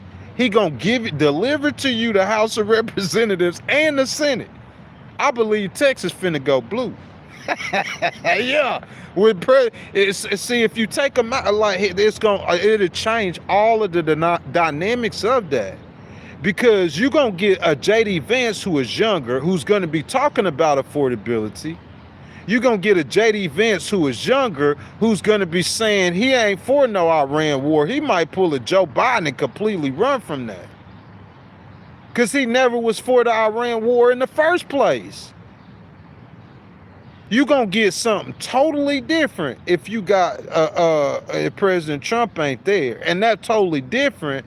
On top of the fact that the people gonna feel sorry for the big dog, that totally different is what's gonna destroy you as Democrats. You might bury yourself by doing something like that. You don't do that. That's not how you get down. I'm saying you gotta be smarter than the fifth grader. Common sense ain't that common. President Trump is the Democrats' best friend right now. If a Democrat, and I know James Carville and them strategists, they know what I'm saying is right. If you could look at a poll as a Democrat, knowing that as popular as he is as a Republican, he's not going to be on the ballot in November. But his party will be. And his party only has 30% of support on inflation. That's probably just Republicans. And if you look at the younger Republicans, that internet crowd Republicans, they all against him. You got the far right calling for his impeachment, Nick Fuentes. You got Tucker Carlson, a former #1 Fox host, #1 show on Fox. He's saying that President Trump, it's over with for him. Y'all know I'm doing live stream. So I'm saying your best ally is him. Because I'm saying he turning the country away from him. He doing it himself. Listen to his strategist. Go ask Karl Rove. He a Republican strategist. If Charlie Kirk was here, Charlie Kirk went to President Trump called Charlie Kirk about them Epstein files. Told him he need to stop talking about that. That's not what the people want, President Trump. Slowly but surely, he turning the people away from President Trump. Called Charlie Kirk. He ends up dead. Charlie Kirk go to the White House, tell President Trump not to fight that war. Next thing you know, Charlie Kirk dead. He fighting the war, turning the people against you. Mike Johnson go to President Trump, the House, and that we gotta start to worry about inflation, turning the people against you. President Trump, even his own party working against him. President Trump was finna unveil a health care because the health care price and the Republicans didn't want it, turning against him. I'm saying the best thing for a Democrat right now is for President Trump to be the president in 2028. I'm saying for real, who you want to run against? Because I'm saying if J.D. Vance is on that ticket, see, J.D. Vance wasn't never president. Because if he becomes president, he's going to look a lot more like a Republican Democrat. I'm telling you what I know. That young man, I know what he going to do. He got Elon over there with him. Elon ain't concerned. Listen, Elon going to be, when the Democrats get in power, Elon going to be in the White House with the Democrats too. He was with Obama. Elon ain't concerned with that. Elon concerned with the business in America and making America make money. That's what he concerned with. President Trump is too. He just got caught up in the politics. Elon ain't in no kind of government position. He ain't got to get caught up in the politics, but he gonna have J.D. Vance's ear. It's gonna be a lot of people with J.D. Vance's ear. J.D. Vance at heart is a libertarian too. He gonna be addressing money issues. He gonna be addressing affordability and economy and budgets. He gonna be talking what we thought President Trump was gonna be talking. JD gonna be doing that though. And he gonna be running from that Iran war. That's what he would be doing. And so you don't want nobody as president who's a Republican if you a Democrat who gonna be doing stuff that you would be doing. You want a president who wants to go to full-fledged war with Iran. Hey, if I was a Democrat, I would be on TV saying that I support a full-fledged war with the Iranians. Yeah, we can't let the Iranians do that. We got to put the sanctions back on them. We got to do that's what you Democrats, that's what y'all need to be supporting, full-fledged war with Iran. You know what I'm saying? You have one of the Democrats, they got some friends in Iran and they got some power. They over there saying, hey, y'all got to keep that conflict going now. Y'all can't let that war stop. That war stop it'll give the American people a chance to forget. They didn't forget what happened with Iraq. So the American people are unforgiving now of those Middle Eastern wars. Very unforgiving of Middle Eastern wars. Very unforgiving of Middle Eastern wars. So I don't know, guys. What y'all think? I'm about to get down in the comments with y'all. If y'all have not liked the video, y'all go ahead, double tap the screen for me. Like the video, subscribe to the channel, and make sure, if you guys have not, make sure y'all hit that notification bell.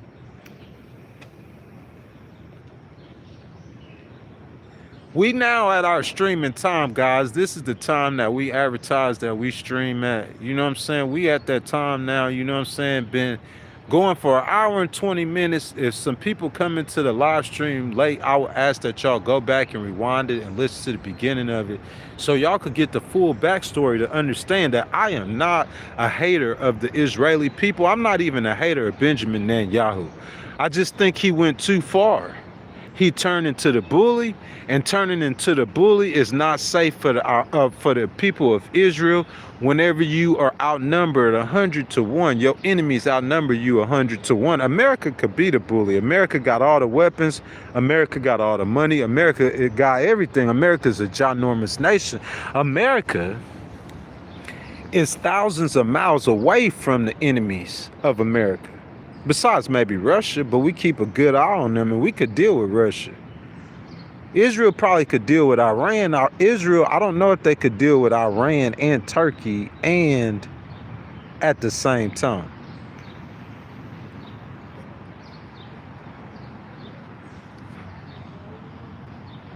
If you look at a poll in the United States, for the first time, President Trump is seeing these polls. Benjamin Netanyahu is seeing these polls. These polls, for the first time, are showing that the American people, in large part, are not in support of Israel. Benjamin, you could tap yourself on the back. That's all because of you. And I'm showing you your actions. You don't have to listen to me. You don't have to. A politician doesn't have to listen to my advice. They can lose. That's their option. You know what I'm saying?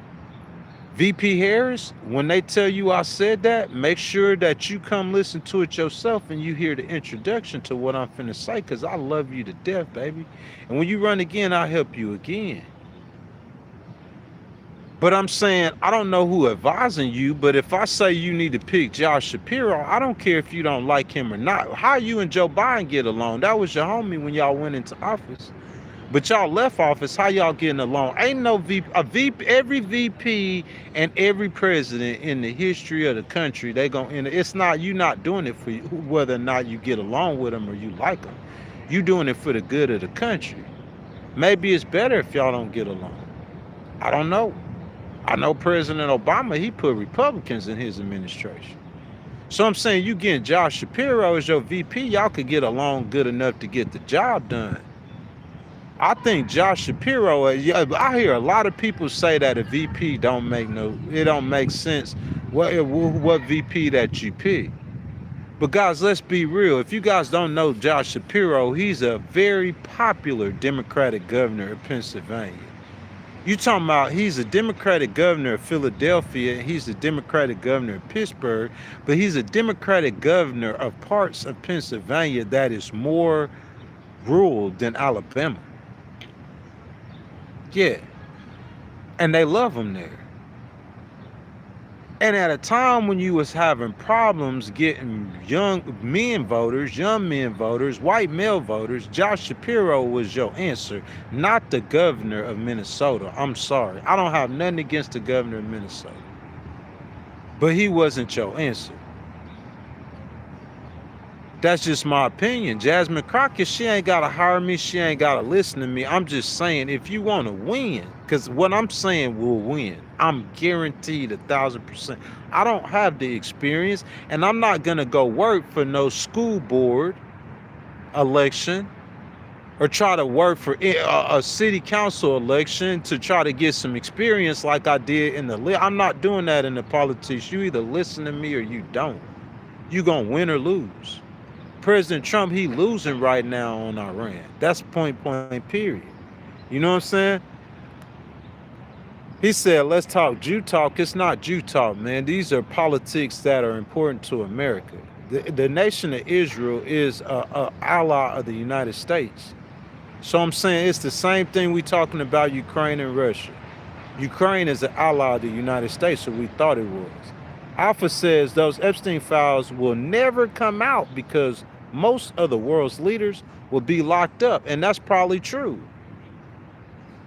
I didn't think they would come out either. As a matter of fact, I didn't think in my mind that, like, the people who went to jail, I didn't think that Prince Andrew would get locked up. I didn't think that no one behind the Epstein files would ever even get locked up or go to jail.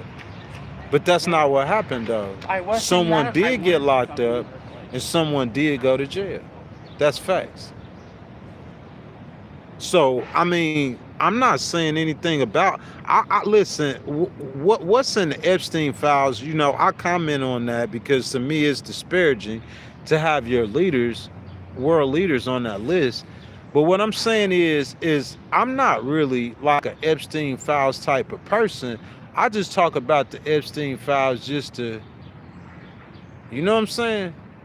But yeah, like those Epstein files was the first main sticking point, I believe, in the Democrats' comeback. Because what it did was it made President Trump start going against people in his own party.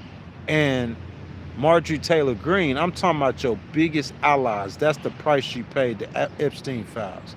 Y'all lost Marjorie Taylor Greene. She over there calling with the Democrats now. Just like that. You lost Thomas Massey. You lost all kind of female representatives in the House of Representatives. I don't know them all. But I'm saying President Trump, he went against him and he went trying to primary him. Bill Cassidy. He went trying to primary him. And now you got enemies. You got people who not with you. People who... And I'm saying them Epstein files, that was the first two the Democrats used. And that Iran war, that was of your own doing. I don't know if the Democrats were talking to Benjamin, somebody who knew. I don't know what's going on. But I don't see how President Trump could have fell in that trap to the point that he went against his own people. He went against his own people. But I'm saying the Epsteins, you got I'm saying all of those things were in the workings to be what was the straw that broke the camel's back. All of those things were in the workings to be, you know what I'm saying, what pretty much took President Trump down with the people. And that's facts. Mondami is a socialist. Hitler was a socialist. And what's that mean? It's the stupidest thing I've ever heard in my life. Hitler was way more than a socialist. Hitler was a communist. Hitler was a communist.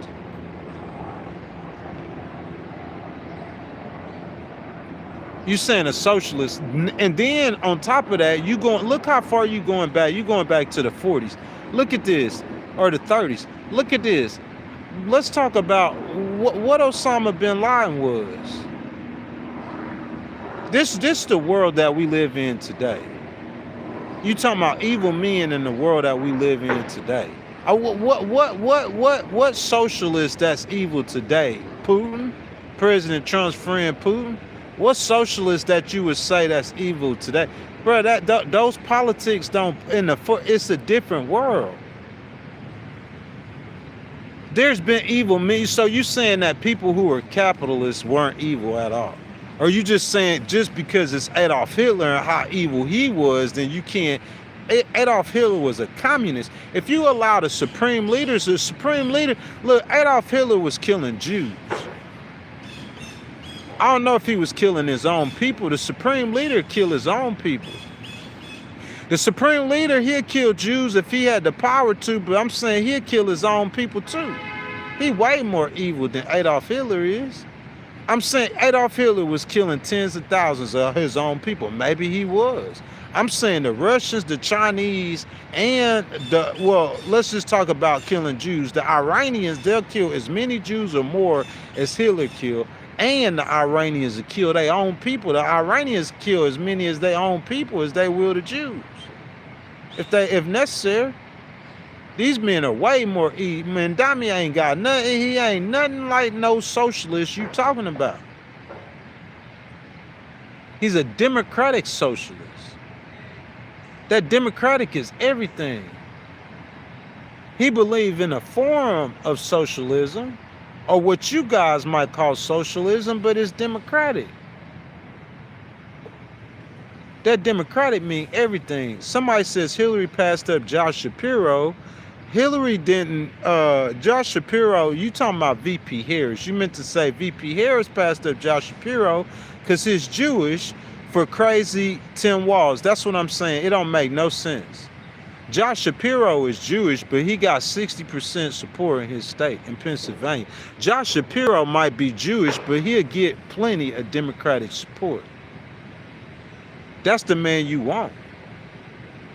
Because Josh Shapiro probably going to stand up against Benjamin, some of the things that Benjamin's doing. I know he's doing. That's what you need.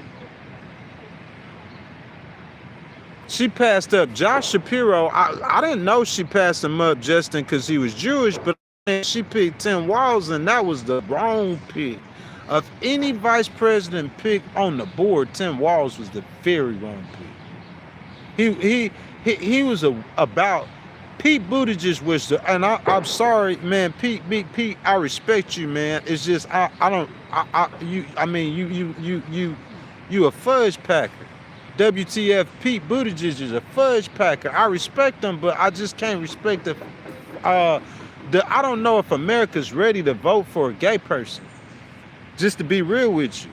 If America ain't ready to vote for a woman, I definitely could tell you if the Democrats, where they can assure that you're going to lose, you nominate a gay man.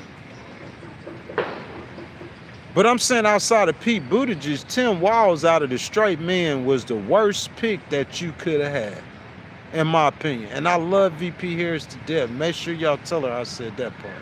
But Tim Walz was the worst VP pick you could have chose. The very worst.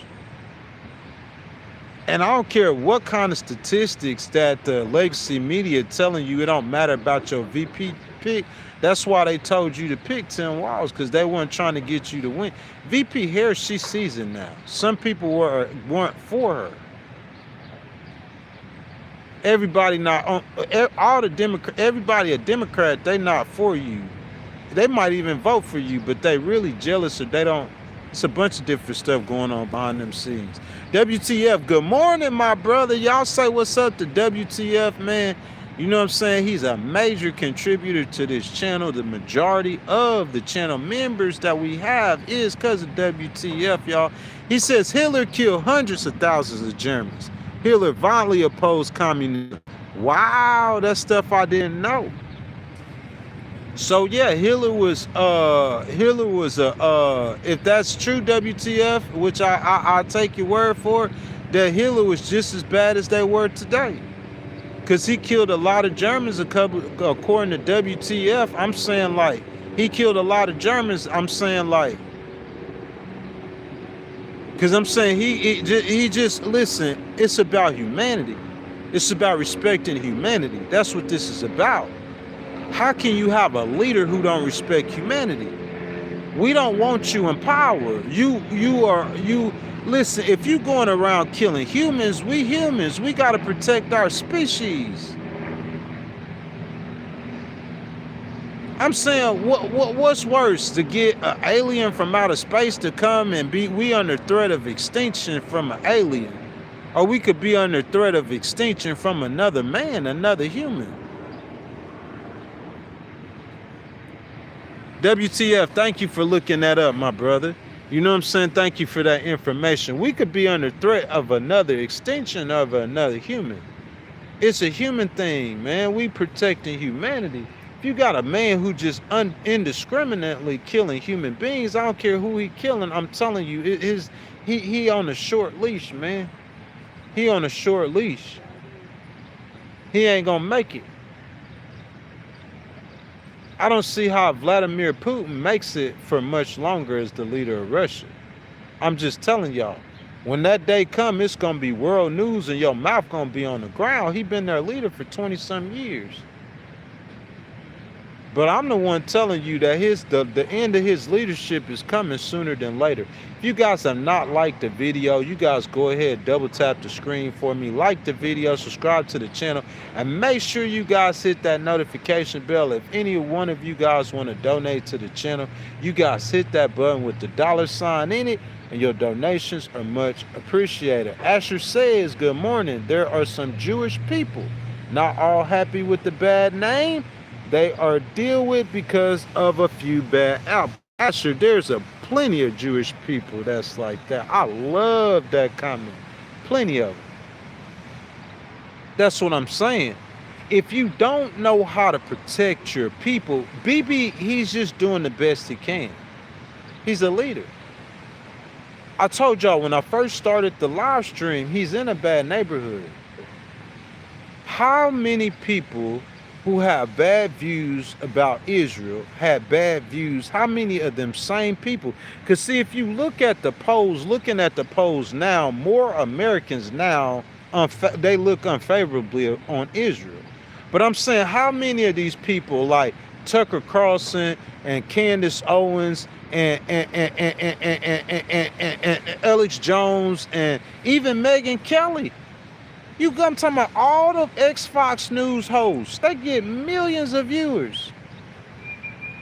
What I'm trying to say is, how many of these people were looking unfavorably at Israel in November or December of 2023?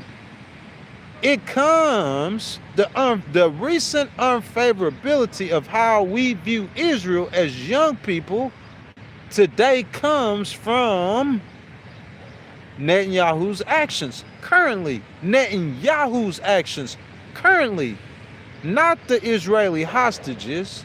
President Trump fought vehemently to free them. President Trump more popular in Israel than Benjamin Netanyahu is. Tell him to run an election for them. The Israeli people call for help. They call him for President Trump. They were screaming for President Trump on the video, not Benjamin. I'm trying to tell you what I know. Y'all, but even who advising Benjamin to starve those Palestinian women and children, talking about an Old Testament scripture? I'm saying his leaders. Listen, the advisors that you pick around you are going to determine how, you understand that? You picking your advisors. That goes back to VP Harris. You picking Tim Walz. He might be a good advisor, but he ain't gonna be a better advisor than Josh Shapiro. I'm just telling you. I know that. He ain't a better governor than Josh Shapiro's. Ain't nobody hating on Tim Walz. But I'm saying he could be cool, a cool guy to drink a beer with. That ain't gonna win you no election. You trying to win. Y'all go back and look at the live streams. I think her not picking Governor Shapiro is about her making the decision to not detach from Joe Biden.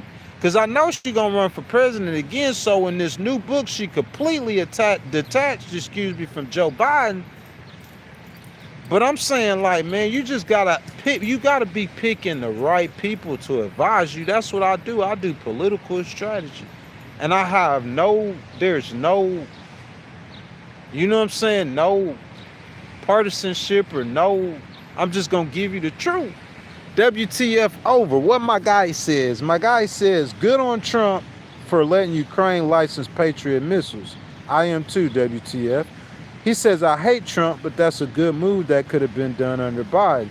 WTF, I do not hate President Trump, but that is I agree with you 1,000% besides the part that I hate President Trump. I don't hate President Trump whatsoever. I believe President Trump, he served as president, whether you agree with him or disagree with the American people, voted for him at least 2 times.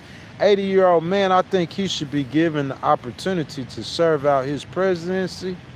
You know what I'm saying? And to go off into the wild blue yonder.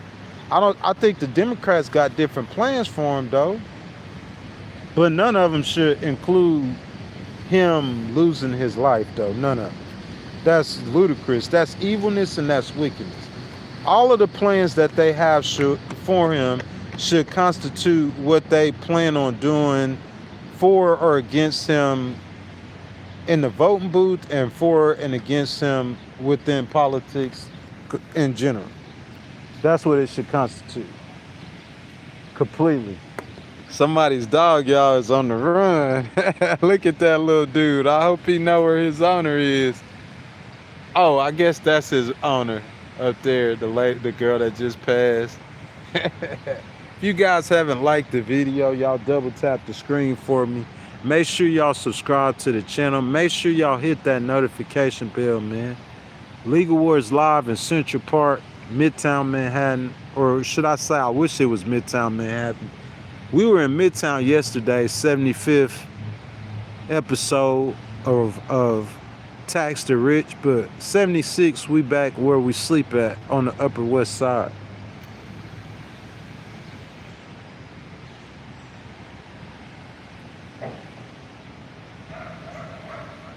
What you guys got going on? What we talking about down there in the comments though?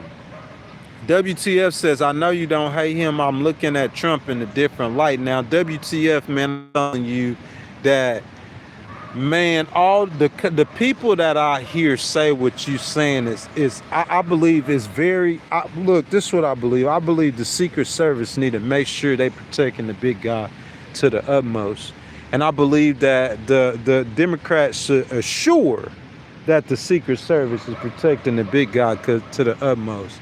Because WTF, if you want change in America, the best way for us to get a revolution or change is to keep President Trump president and keep him alive. That's the best way to get your revolution and your change. Because revolution is already on the way. Y'all just don't know it. But remember, Ghost Rider could see things y'all can't see.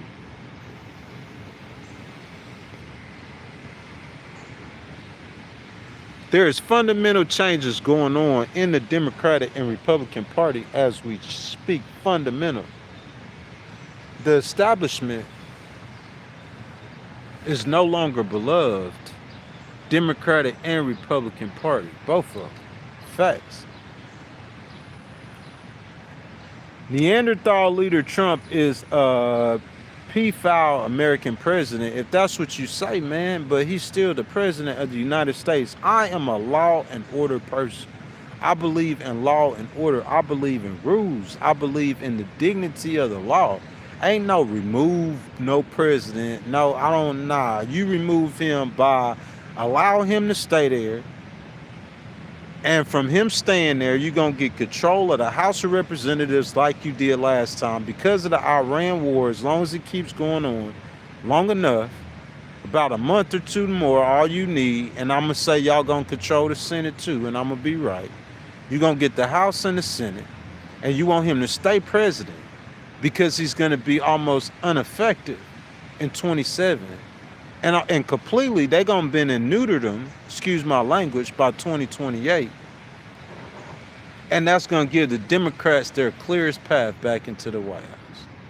You tie JD Vance to everything President Trump did. You don't want JD Vance to become president before he has to run an election.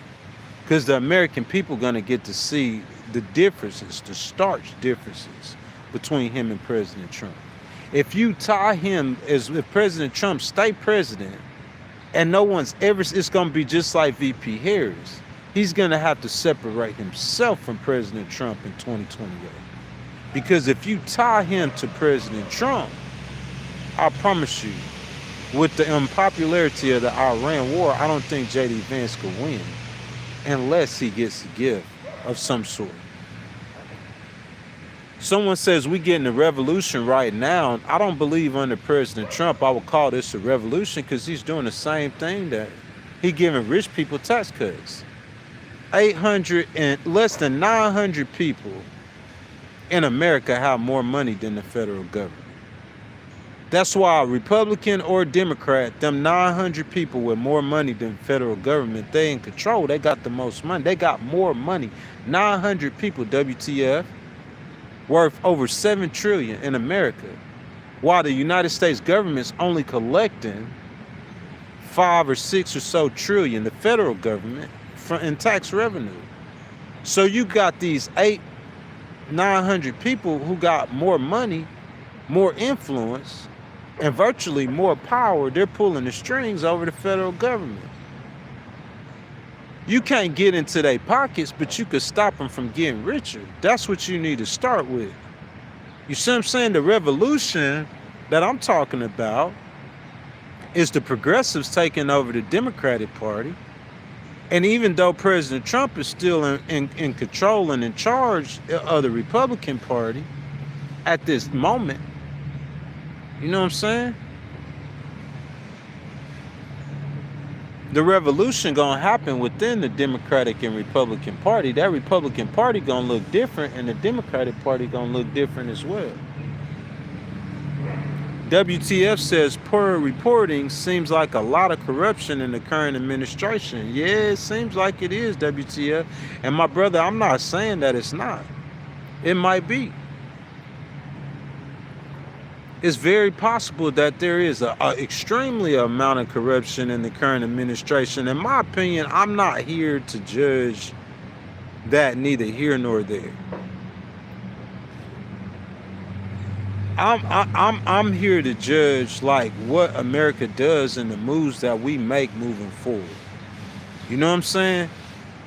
I mean, look, President Trump, I mean, it really, this is a bad, that Iran, look, it just looks like, I mean, you come up with a memorandum of understanding and then that falls through. It just looks like you have horrible leadership. The average American, y'all could trust my word. Listen, I could go to Long Island and could hear a man talking so insane that I myself, if I wasn't for freedom of speech, if I wasn't a legal person, and if I didn't know he wasn't a real threat, I myself would even think about calling the Secret Service. That's how insane. But I know it's millions of Americans who feel like that. I could listen to him. He ain't just against President Trump. He feel like President Trump should be out of there. I could go listen to him, and at the same time, I could go over here to the most conservative parts of Texas and Mississippi and hear how President Trump is some kind of prophet. I could hear both sides. And I could come up with the conclusion, the right conclusion I'm trying to tell you for America.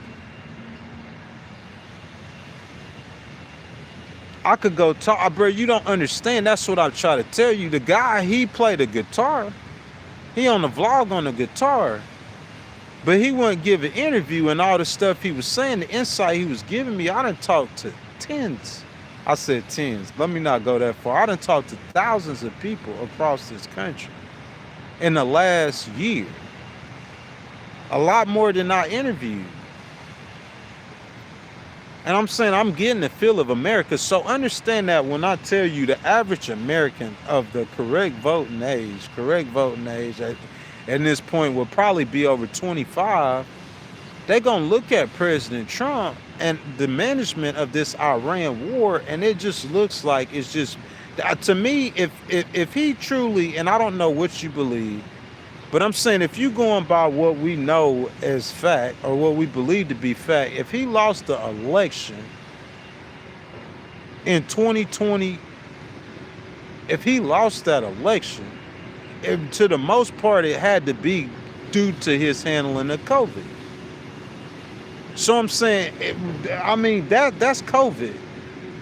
But I'm saying this ain't COVID. This is an Iran war that he did himself. That he decided to fight himself. So I'm saying if people are looking at, the American people are gonna, especially my age, that's why, not only did you decide to fight the Iran war, I'm saying you done got a peace agreement that don't even stick, that don't even stand. I'm saying you got a peace agreement that don't even stick or stand. Oh, it's peace? Nah, it's not peace. I'm telling you, the American people are going to look at this as a gross mismanagement of the conflict. All you have to do is tell them that President Obama went through the same thing, and you didn't even know about this, average American voter. You didn't even know President Obama went through the same thing because he didn't even, you see what I'm saying? It wasn't even no kind of hoo-ha, you-ha. You didn't even know that he made a deal with the Iranians. The average American probably don't even know President Obama made a deal with the Iranians.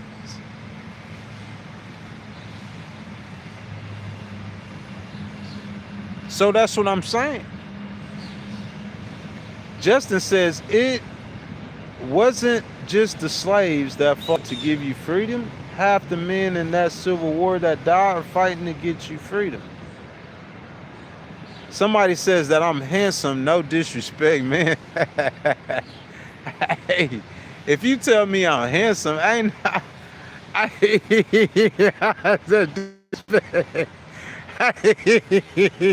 Hey, right after somebody say I'm handsome, somebody. Hey, look, I'm not even gonna repeat that comment in the presence of a lady, but you could just hold on just a second, and I'm gonna get to that.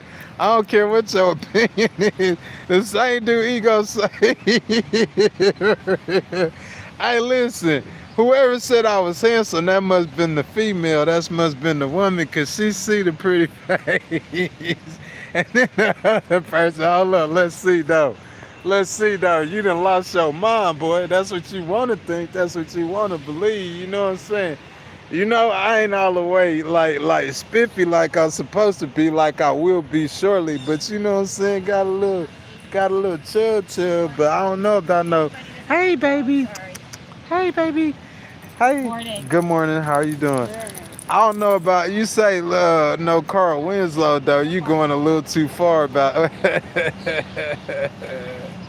You say Carl Winslow. You going a little too far with that. I promise you. I don't know about no Carl Winslow. Just a little chill, just a little extra stomach on me. That ain't nothing.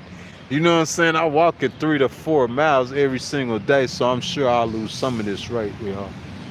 Hour and 53 minutes we've been on, y'all. We at 7:46. We way past our streaming time.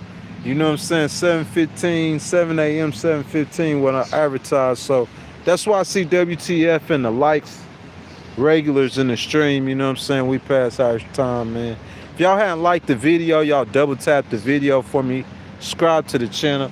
Hit that notification bell, guys. We ain't got no donations this morning, no channel memberships. But like I said, WTF, man, I appreciate you, baby.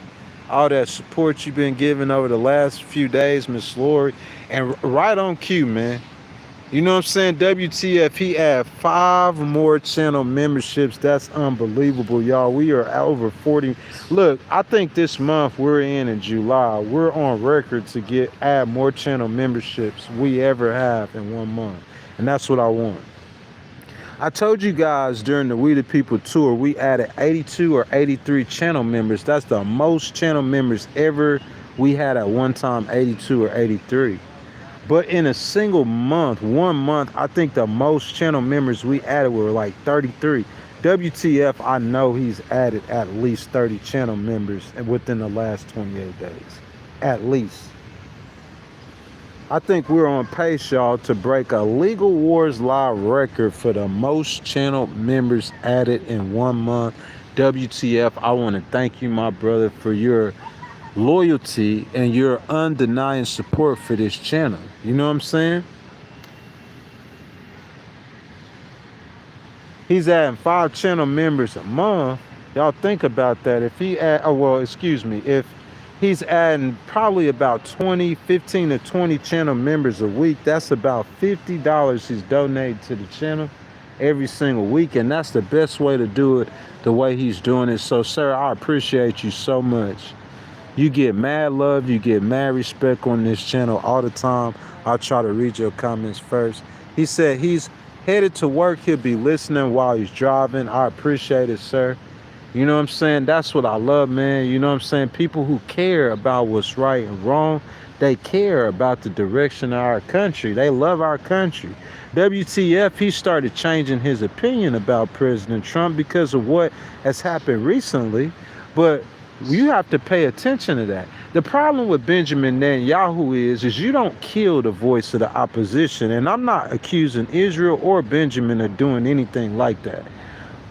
I'm not talking about Charlie Kirk. I'm not talking about physically. But what I'm saying is exactly what I'm saying. Don't kill the voice of the opposition. We live in democracies. You listen to the voice of opposition and you make the appropriate changes if necessary, if necessary. You listen to the voices when you're in a democracy. You don't stifle the voices. Failure to listen to the voices while you're in a democracy will get you in a position, in the situation that we are in with Israel and America right now. We're in a pickle.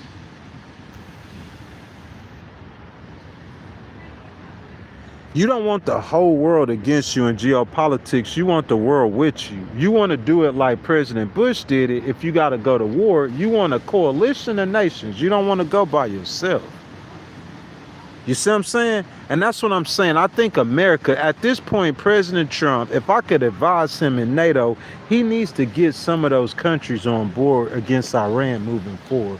He's got to pay money, do whatever you got to do, give them a good deal in business and trade, whatever you got to do. He needs England, he needs France, he needs Germany. He needs a show of NATO power to Iran. He needs to show that power. The whole world is against you.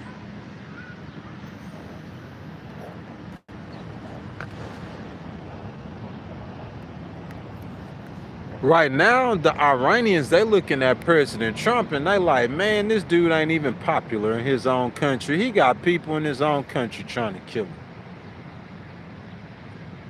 The Iranians looking at President Trump and they like, man, this war, we know all the people in his own country against this war. All we got to do is keep it fighting. You hear GBR says war criminals. Y'all, WTF, if you guys want to thank someone for us streaming longer than 2 hours. Yesterday I streamed less than an hour. I'm not doing makeup time, and if I was, I gave y'all an extra hour today. But these long streams that y'all been seeing, we don't usually do that. We ain't supposed to be doing that when we doing a tour. You know what I'm saying? Because I'm streaming every single day almost. So the streams get cut down to an hour. But this 2 hour stream, y'all see that WTF. Y'all thank him for the channel memberships. I'm going to stay with y'all down in the comments for an extended time. GBL says war criminals. That's what I'm saying. They call President Trump and Benjamin Netanyahu war criminals. And they call them that because of some of the decisions and the moves that they made. I am completely against the decisions and some of the moves that were made by President Trump and Benjamin Netanyahu, I am completely against. And for the reasons that I have stated before. I love New York, live in Westchester forever. Shout out Westchester County, man. When it's all said and done, I'm going to have love for Westchester County, bro. I'm going to get paid. Paid and paid and paid. Paid and paid and paid. Paid and paid and paid. What I got against Westchester County? I ain't got nothing against White Plains. I ain't got nothing against Peekskill. It's just in some places you need to train the police departments. They just need to train the police departments better in some places. That's all over America. These smaller police departments, they don't have.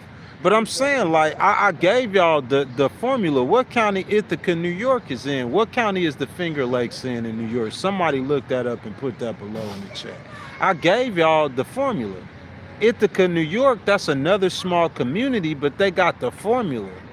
We might not have our police department trained. That's why we have what you might call a social worker, or we have a special response person that's on call, that's ready to come and that's ready to help out and that's ready to relieve the police department of the liability.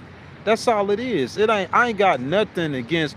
Listen, what personal would I have against any county, any city, any district, any? I don't have nothing personal against nothing. Would I live in Westchester County forever? No, definitely. If I had to live in a county that was not in the city of New York, it would definitely be on Long Island. If I was gonna stay in New York for an extended period of time, it'd be on Long Island, me personally.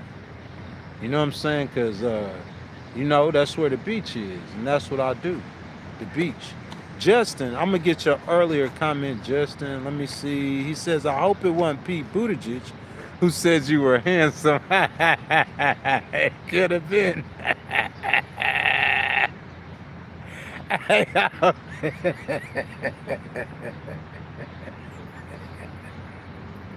Hey, Justin, I'm gonna pin that comment. I'm gonna pin that comment, Justin. Listen, this is what I say. I ain't got no hatred against Pete Buttigieg. Not personally. I think Pete Buttigieg got some great insight for the Democratic Party. It's just that there's no way in the world, America as a whole, the independents, there's a lot of independents who will not vote for the Democrats if you put a homosexual on top of your ticket. There's a lot of independents who won't vote for. I'm trying to tell you what I know. Like, that ain't nothing against Pete Buttigieg. America's just not ready for that. If America's not ready for a woman, what in the world would you think America should be ready for a gay man for? I don't think so. I just don't think so. I think America's more ready for a woman than a gay man. You got to get a woman elected first before you could get. But he could run. But I'm saying that the Democrats nominate him, they gonna elect a Republican for president. You going into that argument, you don't want the Republicans using that transgender argument on you. Don't get the American people focused on the fact that you, as a Democrat, support and allowing a 5-year-old to get a sex change. That just appears as weird to the American people. You need to get that. The Democrats win by talking about Medicaid and Medicare, by talking about gas prices, by talking about fighting foreign wars, by talking about inflation, by talking about giving a $25,000 tax break for first-time homeowners, by talking about giving a $50,000 tax break to first-time business starters. That's how Democrats win elections. Not by talking about President Trump being a pedophile, and not by, you know what I'm saying? That's not how they win. Not by nominating a gay dude and keeping the Republicans talking about this stuff that Democrats are for, that the majority of people are not for two men getting married. How do you know that, Ghost? The majority of men who got married to women. And the men who are not married to women, they're probably even more lovers of women. I'm not married to a woman, but I probably love a female more than the dude who is married. A man who married, he got reasons to, he fighting with his wife. So I love me some women.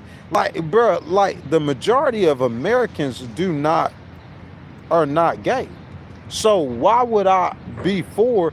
But the majority of Americans have got to the point to where, okay, we will, you know what I'm saying? That's what I'm trying to tell you. That's what's going on. Don't let the Republicans, with a gay male candidate, you gonna have the Republicans, they gonna be hitting you on that transgender stuff. They gonna make the Democrats look weird. You don't want to look weird socially. What you want to do is you want to be talking about how the price of gas is not lower and it got higher under a Republican, how they don't care about the people, how they enrich themselves with $400 million jets and $2 billion a year. But what has been done for the American people? That's how, if you a Democrat, that's the conversations you want to have with the voters. That's how you win. Justin says, I hope it was, what else? I thought he said something else. That Pete Buttigieg question, that was just too funny, Justin. Y'all, I'm going to add Justin as a moderator, y'all. We got to, though.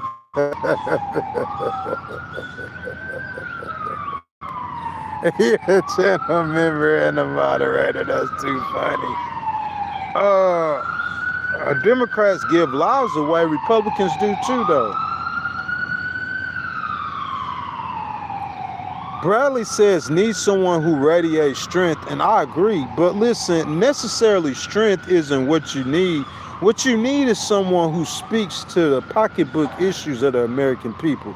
What you need on your presidential ticket in 2028 is a Zoran Mondami type. Zoran will beat JD in a presidential election. Facts. Zoran will beat Marco Rubio in a presidential election. Facts. Put him on the ticket. Do a generic ballot. And ask the voters if they had a choice between Zoran Mondami and J.D. Vance, they gonna pick that Democratic Socialist. He gonna come in saying, I'ma do this for you. And they seen him in New York, they know he finna do it.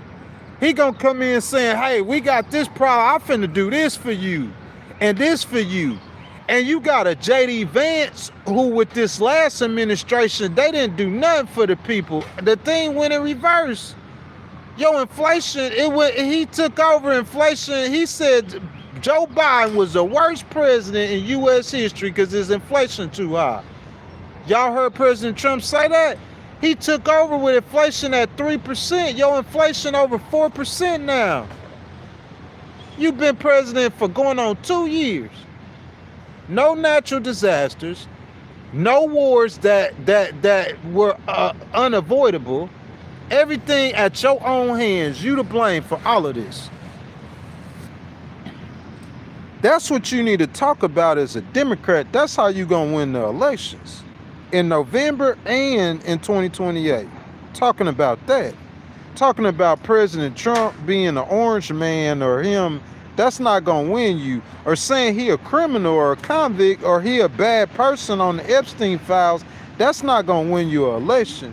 You gotta talk J.D. Vance to not helping the people. If you get a candidate like Mondami who's gonna help the people, he young, he good looking, and he speaks well, and he running against JD, is you gonna have a Barack Obama 2.0. The people gonna vote for that change if they think they could get some Obama phones. The people gonna vote for that change if they think they could get food stamps or whatever it is that he helping. Obama, at least he doing something for the people. Obamacare, he did something for the people. You name me one big piece of legislation that President Trump got that he did for the people that you can remember.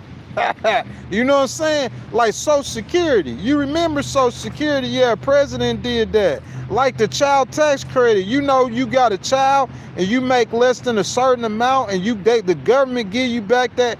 Yeah, a certain president did that. Like universal health care, a certain president. Name me a piece of legislation like that President Trump done. Oh, he got the big beautiful bill, tax cuts for billionaires. And see, if the Democrats talk about that, his biggest piece of legislation he ever enacted was making Elon Musk a trillionaire. I'm telling y'all need to hire me because I could get it done for you. The biggest piece of legislation that President Trump ever enacted was making Elon Musk a trillionaire. That's what need to be your conversation. I promise you that's going to get you right there. What he done for the poor people? What he done for them? You ain't got no more Trump stimulus checks. Ain't no more COVID checks getting passed out. All them black people went and voted for them Hispanics, they thought they were finna get some more COVID checks with the gold Trump letters on the bottom. Ain't no more COVID checks coming, buddy. All them people, them black people and them Hispanic people voted for them, thought they were finna get some COVID checks. Ain't no more COVID checks coming. You could look at your watch for the rest of the day. You could look at your watch for the rest of the week. That ain't changing nothing. You just looking at the time running by. You're watching time. Like you in jail or something. You watching you watching time like you in jail. I'm not in jail. I'm a free man. I don't watch time. I got plenty of time, baby. You know what I'm saying? By God's grace, I'm a young man. I ain't got nothing but time. That's why I'm still out here on this live stream. 2 hours and 10 minutes. I ain't got nothing but time. You gotta watch, but I got the time. The American people got the time too. Because if you are elected politician, you on the clock. The American people got the time. We gonna be here. If you a politician, you gotta stand before the people again, so you on the clock. You gonna have to undress butt naked in front of the people and let us decide to choose whether we want to choose you or not. You on the clock. I ain't on no clock. You got the watch, but I got the time. I ain't got nothing but time. What can you do with your watch but tell the time? I got the time. I ain't got nothing but time. The problem is we get people in the world who think they got more power than what they really have. They think they running stuff more than what they really are. President Trump never in his mind thought after he dropped 25,000 bombs on Iran, they gonna flick a booger in your nose. You go and punch these people 25,000 times with the most sophisticated weapons in the world, and at the end of it, they went in their nose and they flicked a booger in your face. You never, with your watches and your times and your power and your money and your influence, you never figure that the person that you think you overpowering gonna flick a booger in your face when you finish. Me, you know how I deal with the ones with the power? I leave them paperwork. I give them lawsuits. See, Iran, they might be trying to get money from America, but I'm going to get money from you, my opponents. I'm going to leave you some documents, some paperwork. Flick a booger in your face, man. You got to understand that. You got to respect God's power. That's the problem. If you don't respect God's power, and you try to replace God's power with yourself, you gonna turn, in the end, you gonna look stupid. Just like in Vietnam. The Americans weren't more powerful than the North Vietnamese, yeah.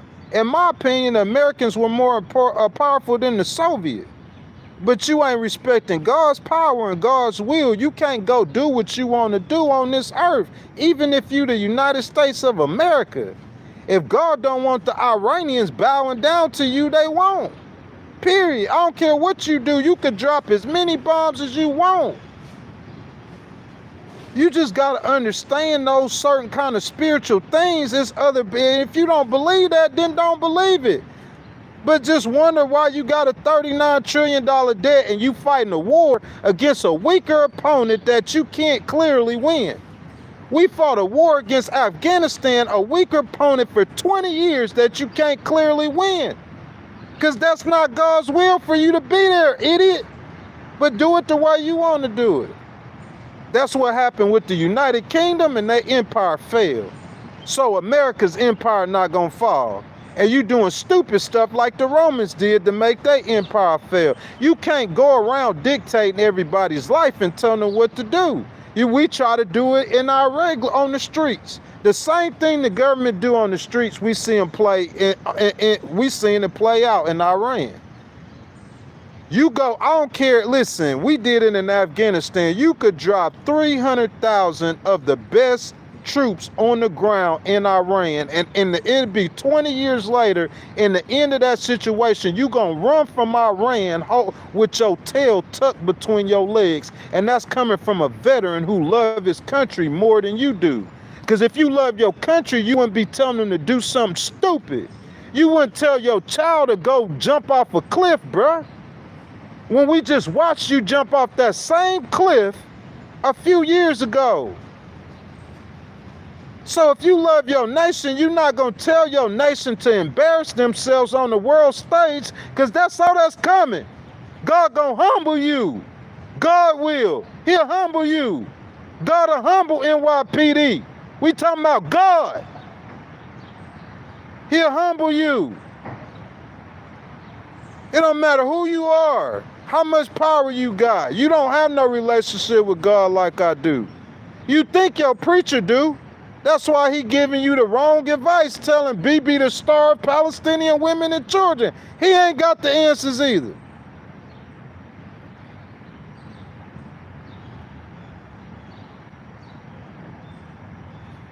Hey, Yankee, that's your opinion, though. And I'm saying I don't delve in conspiracies. That's a conspiracy. Democrats made COVID. What? That's a conspiracy. You ain't got no proof for none of that. That's crazy as I don't know what. So I guess Democrats made the Iranian war too. You gonna blame Democrats for that too? No, you just a bad decision. It's a horrible decision. The way you dealt with COVID, you just dealt with that wrong. Period.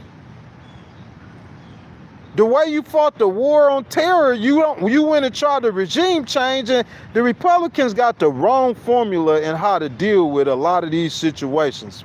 Period. Listen, President Bush come in and he know he got a problem with terrorists. He never was attacked by Iraq, the nation of Iraq. He never was attacked by Afghanistan, the nation of Afghanistan, but for some reason, he done came to the wise conclusion that you should replace the governments in them nations. See, President Obama, he viewed that differently. How he viewed that is he was gonna hunt and he was gonna kill terrorists regardless of where they hid in the world. He not finna go try to take over Afghanistan and spend $100 trillion. That's stupid. You just don't know what you're doing. That's all it is. He not gonna go try. I'm not finna go attack no nation. Iraq didn't attack us. Afghanistan didn't attack us. Terrorists. So what I'm gonna do is I'm gonna empower the CIA to go hunt and find these terrorists, and I'm gonna empower my military to go kill these terrorists. It don't matter where they are. If they in Pakistan, Afghanistan, if they in India, I don't care where them terrorists are, we gonna go kill them. That's the right way to do that. President Trump, that ain't the way. President Bush didn't do it that way. He wanna go fight a whole country, do all this crazy stuff. President Obama, he dealing with Iran. See, President Trump, he just thought, okay, I'm going to tear up this deal because I look cooler and I'm going to look tougher for the Fox News people. But he's not realizing who he dealing with. He think he dealing with a CEO at Dell or at Microsoft. Or he think he's dealing with a mayor of the New York City. He don't understand you dealing with terrorists who they don't speak American, they don't like nothing American, they don't care nothing about what you talking about, and they will kill themselves to kill you. They'll destroy themselves to destroy you. That's what you're dealing with.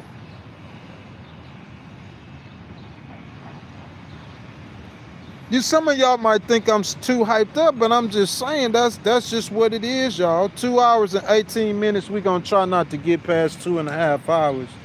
You know what I'm saying? I know WTF, he doing a lot of donation. You know, they want us to stay live, you know what I'm saying? But you know what I'm saying? I try my best not to do them 3-hour live streams whenever I do the tours, because the frequency of the lives and how many videos and how much content I'm actually put out.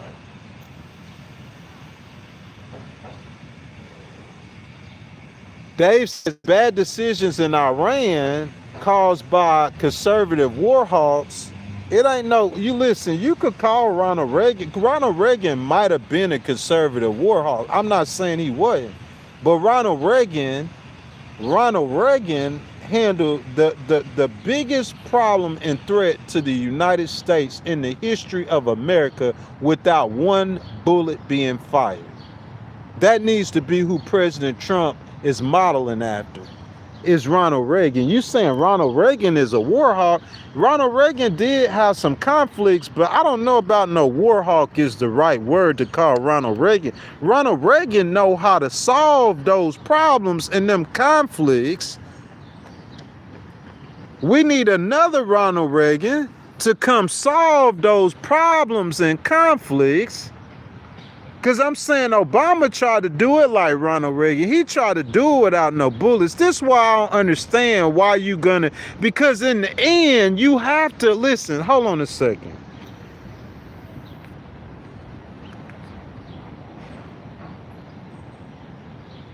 Look, I told my mom yesterday, I said, listen, Mom, I told him on the live stream, I said, it's better to solve a conflict, fight anything. If someone step on your shoes in the subway, it's better. It's better to try to talk it out and shake his hand than to start throwing fists. It's better in any situation. There are situations where you can throw fists to men and y'all both could walk out for no consequences. What I told my mama yesterday, in this situation with Iran, it's not a situation like that. America can't just bomb Iran or just shoot. They can't walk away from Iran because Iran got the nuclear dust and you need a deal. So you have to negotiate. You don't have a choice. You can fight as much as you want to, you're still gonna have to negotiate. If I gotta negotiate with them, I'm not even gonna try to fight you. That's stupid. If I have to negotiate with you, why try to fight? I'ma just spend my time trying to perfect the negotiations. I'm gonna try to beat you in the same energy and effort that I would spend on punching you in the face. I'm gonna spend that same energy and effort on punching you in the face with my negotiations. You negotiating with bombs, that's not a great strategy. Negotiation with bombs is not a great strategy.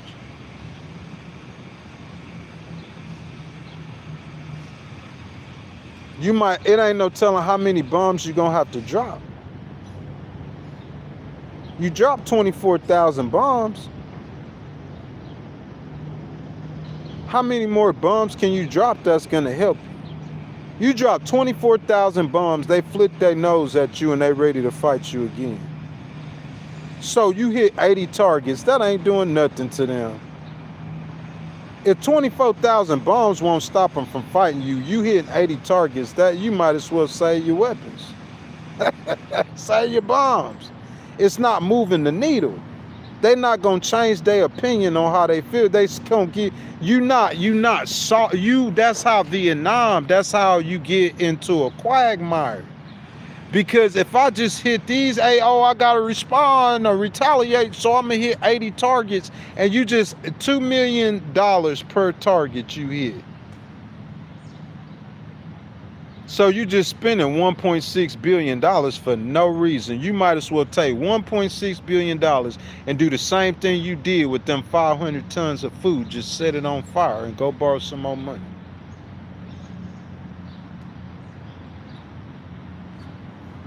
That's what I'm saying. You got to negotiate anyway, regardless. So why not just do the negotiating that good? Why not spend all your time perfecting negotiations instead of trying to, you slapping an opponent in the face that's laughing at your slaps. I drop 24,000 bombs on you and I flick my nose at you, and in the middle of your peace agreements, I shoot down your $25 million helicopter. I don't want peace. I'm not scared of your bombs. I'm saying, if it's going to kill you politically, if it's going to charge you to get if it's going to make you get impeached again, if it's going to make you possibly get more charges and felonies after you leave the White House this time, I'm saying, why would you continue down that path? In the end, you have to negotiate with them anyway. In the end, you have to anyway. Why not just negotiate the whole time? It don't make no sense to me. I don't get it. Not if it's costing me politically. Not if it's costing me To fight this fight with Iran is costing him politically. He understands it. He done made the calculation. Elon was not in the White House with Obama. Elon, I could post a million pictures of Elon with Obama, going on trips and everything. I could post a million pictures of Elon Musk with President Obama, going on trips and everything. President Obama halfway made Elon with some of his policies. But we ain't gonna sit here and talk about Elon because I ain't got nothing against my boy. But a lot of those subsidies that Elon get with Tesla, those are Obama era subsidies that came into effect when gasoline was so expensive and Obama was trying to make EVs and wind power and solar power. That's when Elon started getting a lot of those subsidies during Obama's era. So yeah, you can't see, you gonna tell me that like Elon Musk is some kind of Republican. Elon Musk is some, I'm gonna show you how much of a Republican Elon is. Wait till Gavin Newsom become president. You don't understand how it worked. That man worked for $1 trillion. He is important to America in general. It don't matter Republican or Democrat. Jeff Bezos is important to America. Amazon is an American. I mean, come on, man. You can't be serious. You don't see this? What you think Amazon gonna be, whether it's a Republican or a Democrat? It don't matter. Look at Apple. It don't even matter at who run it. Apple's so big, it don't matter who running Apple. Who running Apple right now? We don't even really know. It ain't the man who was before. It ain't the man who created it. It ain't the man who put the internet in the palm of your hand. He put all the power of the world and all the knowledge of the world in the palm of your hand. That man ain't running Apple no more, but Apple's still running. What? How Apple done fell off? Since when? You feel me?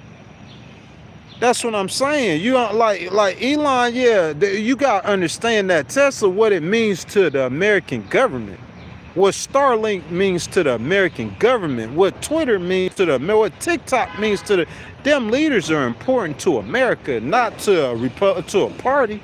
What is Jeff Bezos? Is Jeff Bezos a Republican or a Democrat? I don't even know what they are. We know Elon voted for President Trump. I never heard Elon, I guess he done got down, he caucusing with them or whatever, but Elon a Republican. What? I don't know nothing about that, bro. I don't know nothing about that. If Gavin Newsom become elected president, Elon gonna be on the phone talking to Gavin Newsom. I promise you that. There's policies that Gavin Newsom can make that I'm telling you, he did it while he was in California with Elon. He had already been through that. Gavin Newsom said he was gonna take his subsidies away. So he gonna have to be friendly with him. Those ultra rich people, they friendly with both sides. That's just how it works. Yeah, there's a bunch of pictures. I could post you 1,000,000 pictures of Elon Musk with President Obama. 1,000,001. Period. Y'all think it's not as partisan as you think it is. Somebody says Jeff Bezos is a money crat. Exactly. And Elon is a money crat too. He just got a little bit more political because he cared more about politics. Anybody, you got 813 billionaires. You got 20-some of them with President Trump. And when the Democrat get elected, they going to be sitting over there with the Democrat. Y'all just don't understand how that money works. When you get so much money, you don't care who a Republican or a Democrat. If you look at the majority of the people who got money are Democrats anyway. Tell me how I'm wrong. And you look in sports, the majority of sports players who come out and speak publicly, look in Hollywood, look anywhere where it's just money at. It seems like the majority of the most educated people that's just facts. Elon could spend $3 million for 600 years. He can. I believe that too. He make more than that. That's what I'm saying. I'm not hating on my boy, but ain't no man need that much money. He already got it. We don't need to let no other man get that much money. That's crazy. Not when you got people starving. If you want to create trillionaires in the world, that means that you shouldn't have nobody out here starving.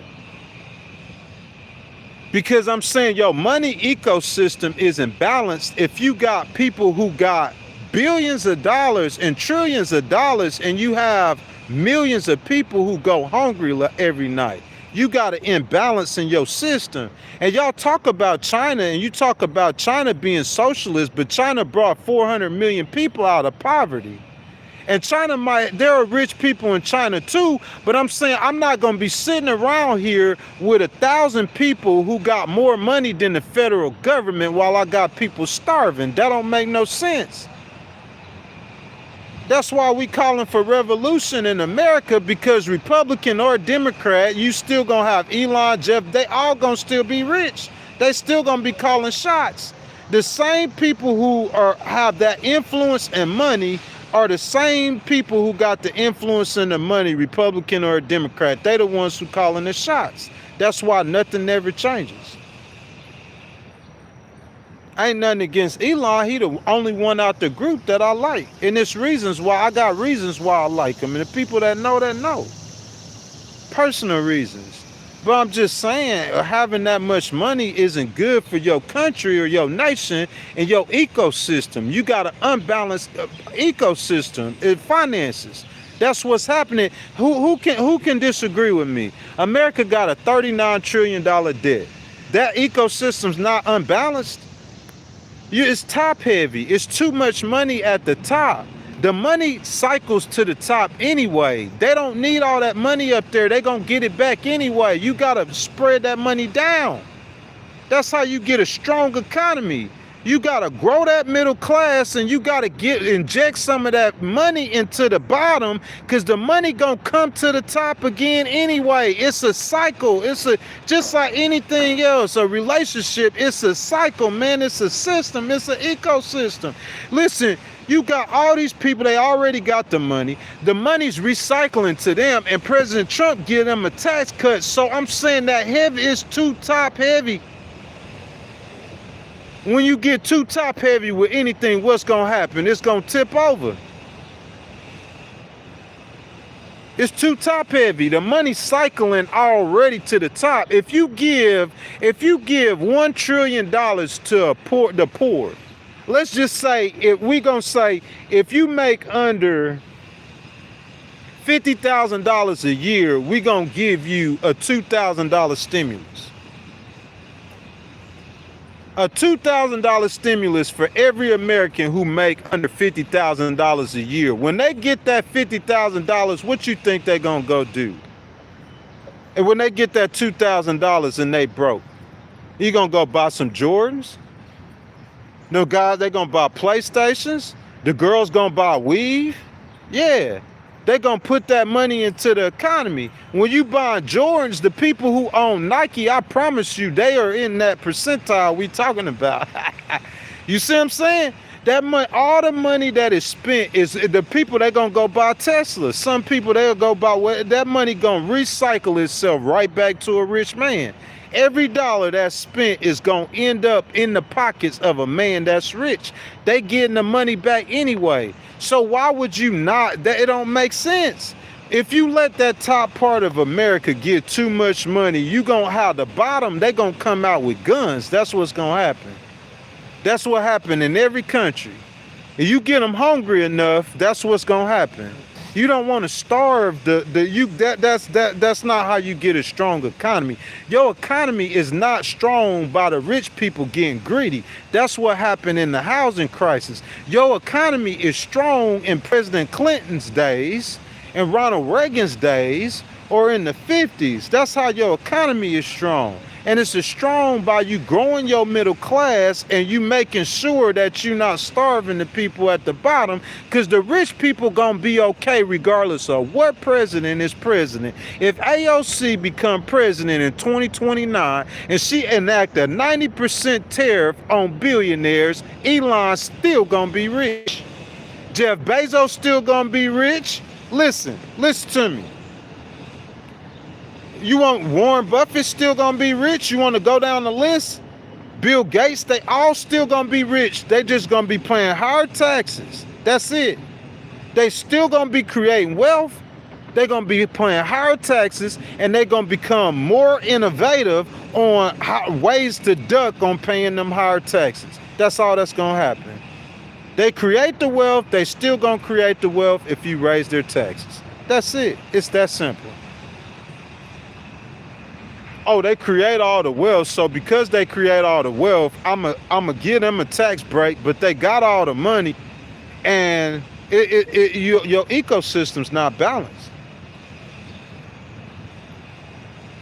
You don't listen. You cannot make Elon weak in money making. You're not making Elon weak in money making. You're not going. It's not possible for you to do it. It's not possible. Listen, I told this story. You just got to understand how this works. You got my sister, my big sister, my middle sister, and you got myself. But when we were children and we used to get our snacks, me and my little sister, we'll eat them snacks immediately. Them snacks are gone. My big sister has snacks from 6 months ago. And that's how she is with her money. It's who she is. You can't teach it. It's who she is. You understand that? What Elon got in him, that's who he is. I don't know if you can teach that. That's what I'm saying. It's certain people, if you take Elon and put him in a room with 9 people, and you take all the money from them and turn them loose, in the end, he gonna end up with more money than all the rest of the people again. That's what I'm saying. You ain't gotta worry about him being what he is. Yeah, he might have got some opportunities that other people didn't get. He might have got lucky. All of that plays a part of it. But you ain't got to worry about the man not being successful if you take some of his money. You're not making him weak by taking some of his money. That's crazy. How are you making Elon weak? You make him weak by taking his ability to get the money. That ability to get the money, you can't take from him. God gave it to him.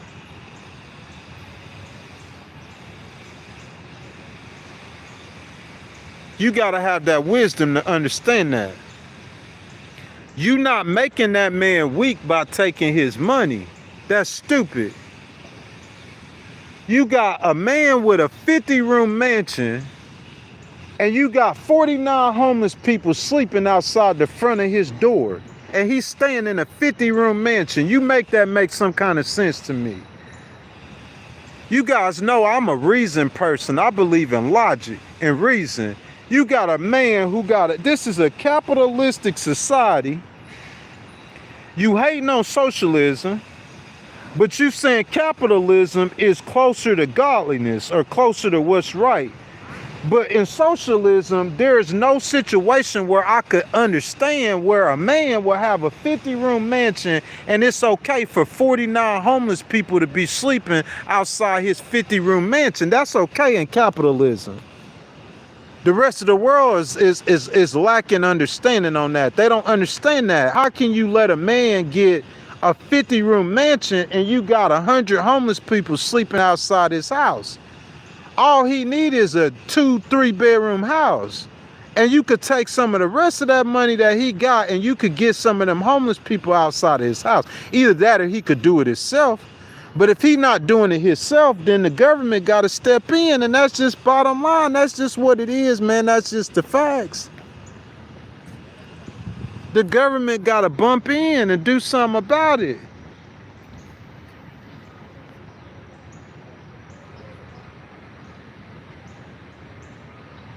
It's not what you do with the same 24 hours. Some people get better opportunities than others. It's a lot of different factors or a lot of different reasons. Some people were born and their daddy was a millionaire. Others was born and their daddy wasn't even in the picture. It's not the same 24 hours. Let me give you 24 hours. I'm going to give you your 24 hours. I'm going to take you to Jamaica, Queens, and I'm going to drop you off with no money at all, and you don't know nobody.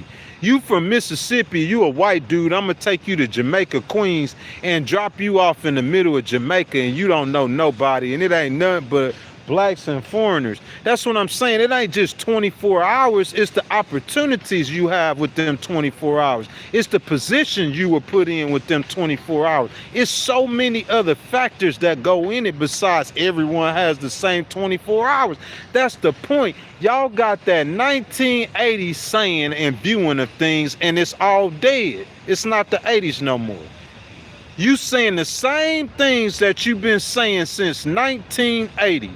Oh, they created all the wealth. Everyone has 24 hours. It's personal responsibility. American people are tired of hearing that because it's not working. You got a $39 trillion debt in the meantime. You the richest nation on earth with people starving. Your system not working. Ask the American people, don't ask me. You can't use those lines no more. They don't work on the American people. You got the same tied lines. Everyone gets 24 hours. You go be a child in Gaza right now. You tell me that your 24 hours is the same 24 hours as that man living in Gaza right now. Let me drop you off in the middle of Ethiopia and give you 24 hours in Ethiopia. Everybody gets the same 24 hours. Let me put you in prison and give you 24 hours. Everybody not getting the same 24 hours, boy. It sounds good when you say it. It is true. Everybody do get 24 hours in the day. But Elon 24 hours and your 24 hours ain't the same. Everybody not getting the same 24 hours. Everybody don't have the same opportunity to build. Everybody, it's not the same for everybody. That's not accurate. Somebody, hey, Justin, you too funny, boy. Isn't that how the rich become rich? Getting out there, creating wealth to become that again. Answer the question. What's keeping you from not doing that? Nothing's not keeping me from. That's what I'm doing. I'm creating wealth. You see what I'm saying? I've never in my life had an opportunity to where I could make over $200,000-$300,000 in the next 2 years. You see what I'm saying? I'm talking about I went from getting $15 an hour checks or $20 an hour checks to, you know what I'm saying, having the opportunity to get tens of thousands of dollars at one time. You see what I'm saying? I'm attempting to do everything you're saying. That still don't change the facts of the conversation. Everybody's not dealt the same hand. A man is dealt a full house and you dealt a pair of twos. That's the hand you dealt. One man is dealt a full house. He got ace, king, queen, jack, and a 10. And the next man is dealt a pair of twos. It's not the same hand. You can't say everybody get the same 24 hours. Everybody dealt a different hand. You see what I'm saying? Listen, if I was 18 years old and if I could have got a small loan from my daddy for $1 million, I'd be a billionaire too. Because I'm saying I done ran the military legal and made easily over $100,000 or $200,000. I'm saying, and I ain't getting no loans. I started it with pennies and food stamps.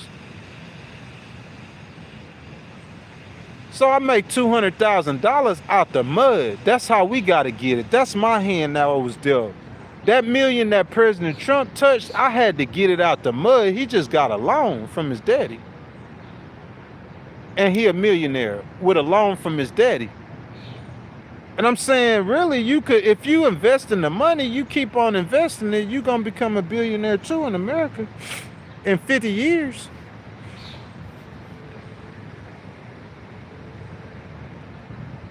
Gaza Muslims are the cause of problems in Europe and North America. That's crazy.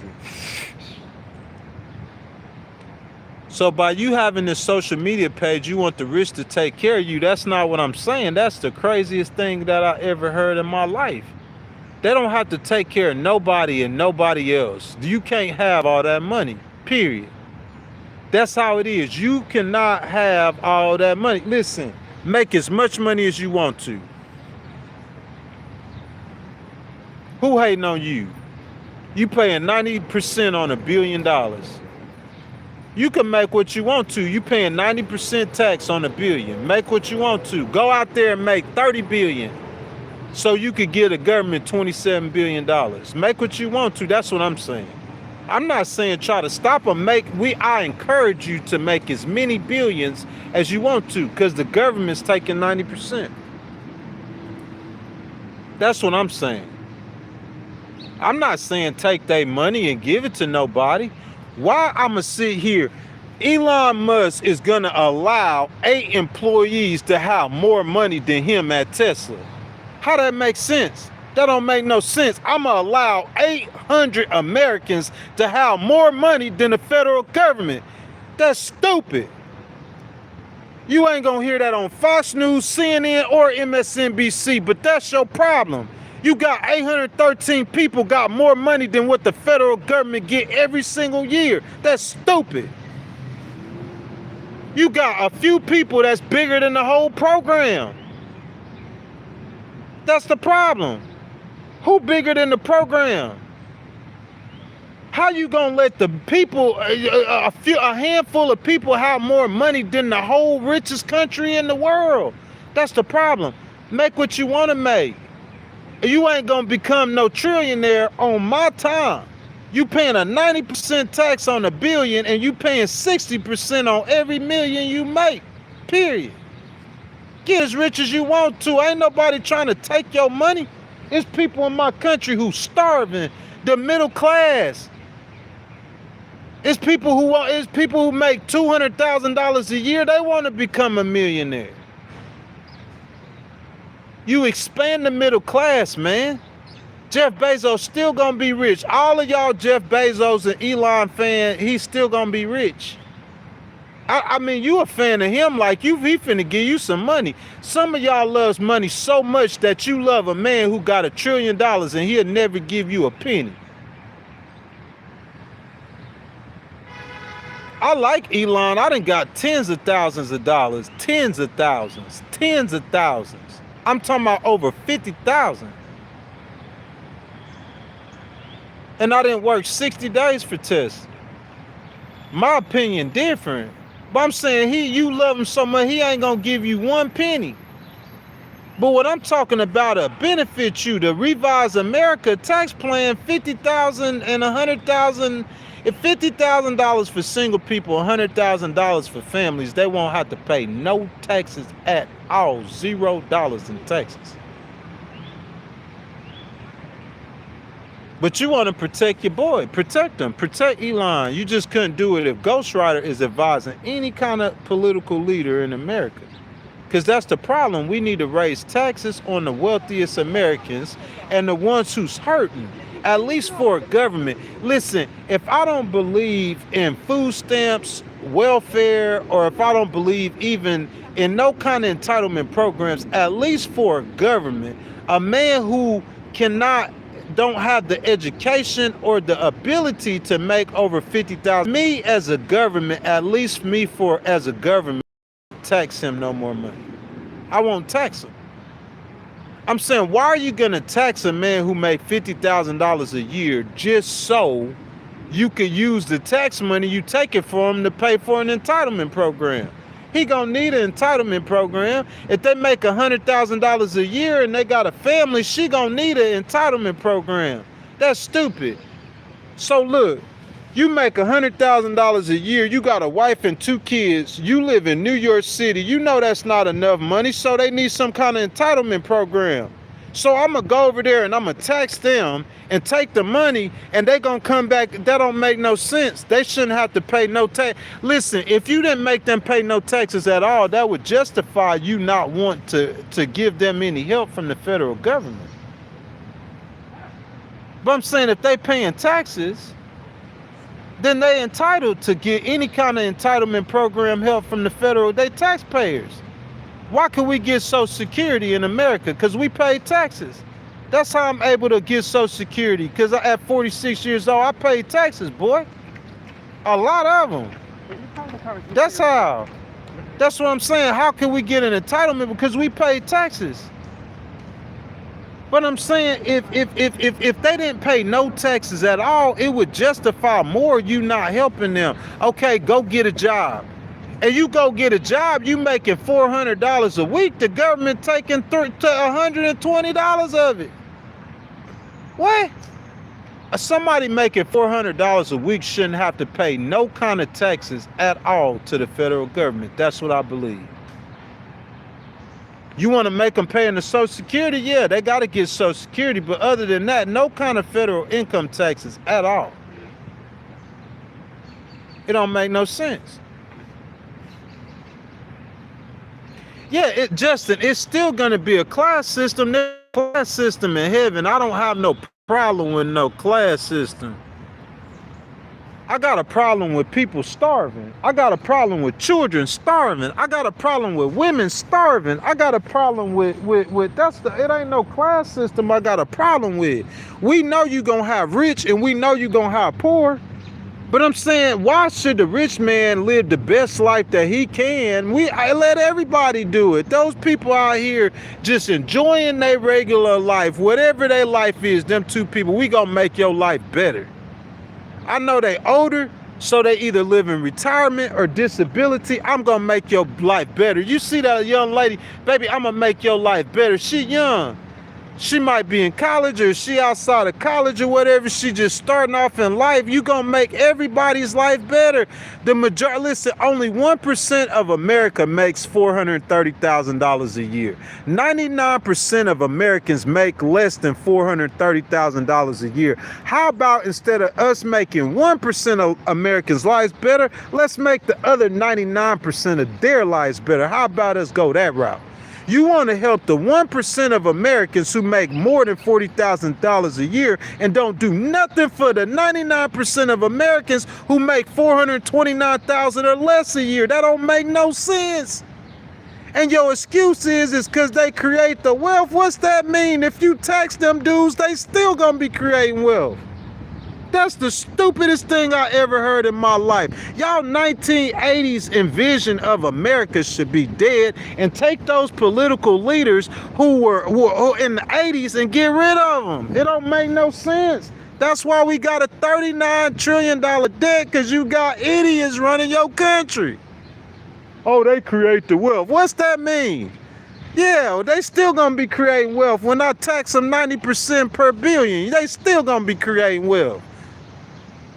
I ain't giving you no tax break because you create the wealth. Oh man, he make $110 million a year. Let's give him a tax break. That's the stupidest thing I heard of in my entire existence. Tax the rich, baby. Episode number 76. We out here in Central Park, baby. We outside. You feel me? We outside, baby. You feel me? Tax the rich, man. That's what we trying to do. We trying to tax the rich. That's what we doing.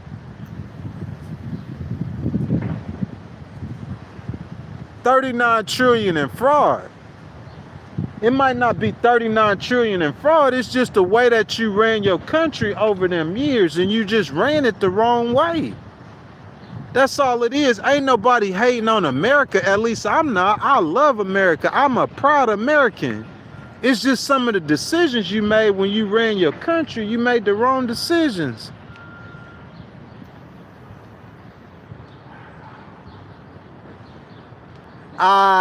Justice said I gotta turn off some of that handsome when the girls are walking by. I always do, man. You know what I'm saying? I'm a Christian. You know, so I'm gonna try my best to be, you know, to live by the God's statutes. That's what I try to do.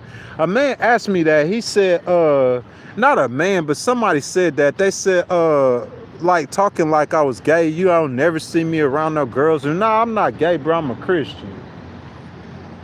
You know what I'm saying? In my past, that's all I chill with females. Ask my mama, not really. In my 20s, I was with a bunch of dudes. I was a dude. But I'm talking about in my 30s, it wasn't none but girls. My late 20s, it wasn't none but girls. I gave up on the dudes. They kept getting me in trouble. I went and hung around the girls. They like doing fun stuff. Girls like traveling. I guess that's why I like traveling. All the girls I hung out with, they like traveling. You know what I'm saying? I'm 21 years old in the Army. I got females with me. They talking about, let's go to New Orleans. let's go somewhere. You know what I'm saying? Girls like doing fun stuff, and I started hanging with that. That's why I do fun stuff. But I'm saying, yeah, as a Christian male, man, what my goal, I'm striving to, you know what I'm saying, to remain celibate, and as much as lieth in me, not to be out there just going around committing random sins with random females. You know what I'm saying? But yeah, though, Justin, I guess I got to turn the handsome off when they come by. Turn it off or on one way or another. I'm not too worried about the females right now. I do love beautiful women, though. I admire them. You know what I'm saying? But I've learned to control myself and control my admirance of women, because there's a lot of them in New York City. You know what I'm saying? And just try to do the right thing, man. Just be the best person, the best human that God wants me to be. That's my goal right now. Be better than I was yesterday. That's my goal right now. You know what I'm saying? Listen, the handsome, I'm going to turn on the handsome really whenever I guess I get the money. I told somebody that the other day, you know what I'm saying? You know, like, your boy been in this situation for a minute, so I've been Justin King Fire, y'all. I've been out here getting it in, man. You know what I'm saying? Putting in work. You know? And I mean, just the situation I'm in, I can't be as pretty as I want to be or handsome as I want to be, bro. I got a bag full of clothes, thousands of dollars, shoes and everything. You know what I'm saying? I ain't even wearing them. You know what I'm saying? Can't really even, like, in the situation I'm in. But, you know, you just wait. You be patient, and all things come to those who believe.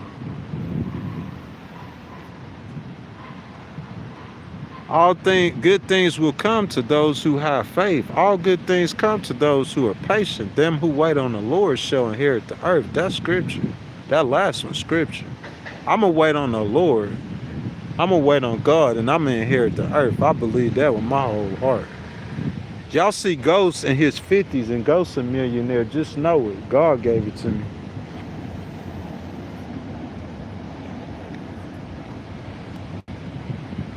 Guys, I can't do 3 hours on the live stream. You know what I'm saying? I cannot do 3 hours. I told y'all yesterday I might come back on the live stream yesterday. I didn't. 3 hour live stream on the Tax to Rich tour. That should count for 3 live streams, because I'm doing 190 days. Usually it would take me about 5 to 6 months to do 100 live streams. Real talk. But I do tours all the time. Since I started this, it's been less than 2 years since I started this live stream, and we done 3 tours. So I'm trying to pump out the content. You know what I'm saying? Especially during the tours. The tours help me pump out the content. That being said, right before we get off, I have a new video I recorded in Long Island. We the People number 8. Tax the Rich number 8, or Tax the Rich number 9. If you have not seen Tax the Rich number 8, y'all could tell I'm getting tired. It's been 3 hours. Click on the video tab. You know what I'm saying, on the Legal Wars Live landing page, and you see all the videos there. You guys go check out the videos, show love to the videos, support the videos. Due to my boy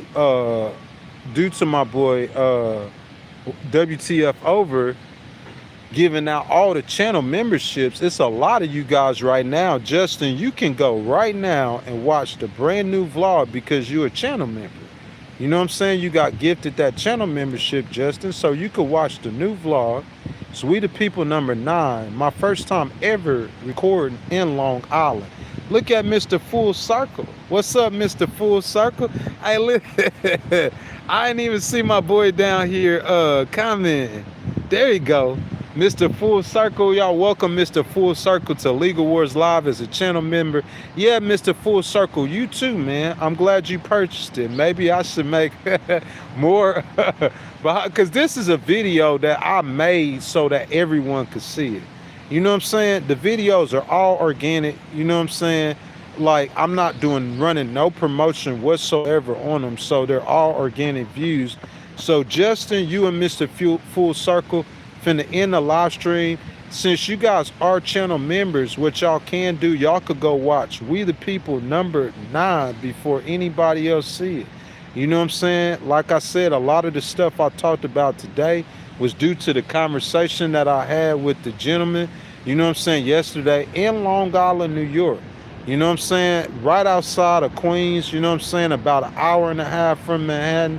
I went to Long Beach to the beach, you know what I'm saying, recorded a new vlog. So you guys, the channel members, y'all could go check that out. That gets, oh man, Mr. Full Circle with that $9.99 donation. Listen, man, I'm going to tell y'all something.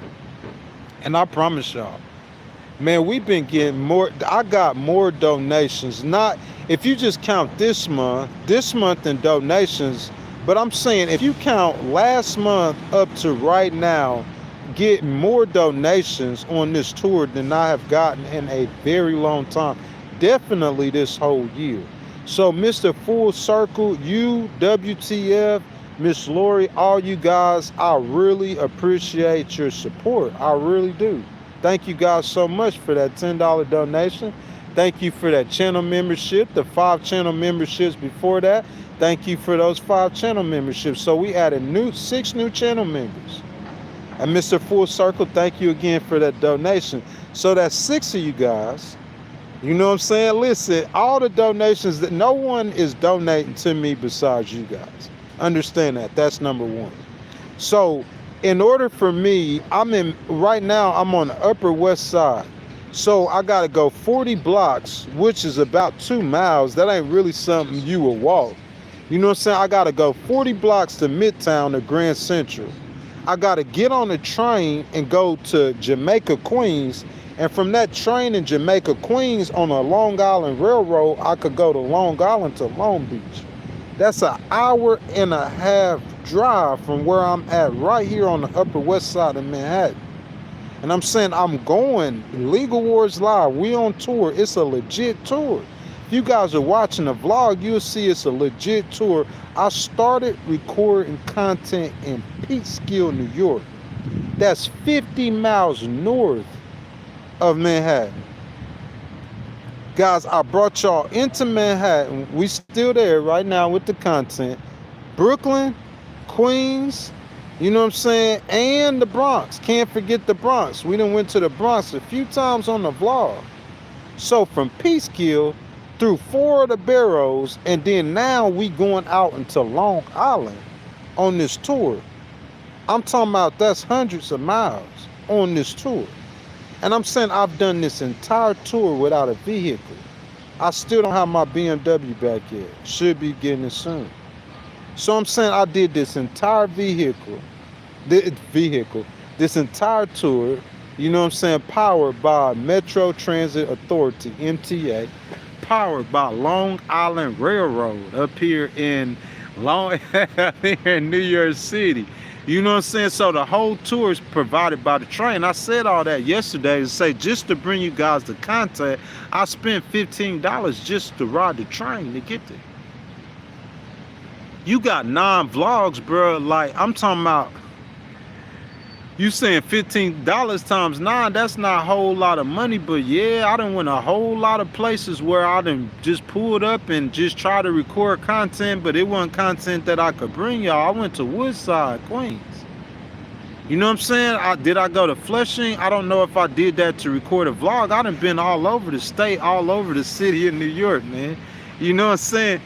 10 months, man. Like, so I appreciate that, Mr. Full Circle. I appreciate that, you know what I'm saying, WTF, all my people. Ahmad, I see you down there. Baby King Fire, what's up? I see y'all down there, man. All the love, man. You know what I'm saying? Justin, I appreciate that too, man. You know what I'm saying? Mr. Full Circle told me to grab me a coffee, and my brother, I will do so.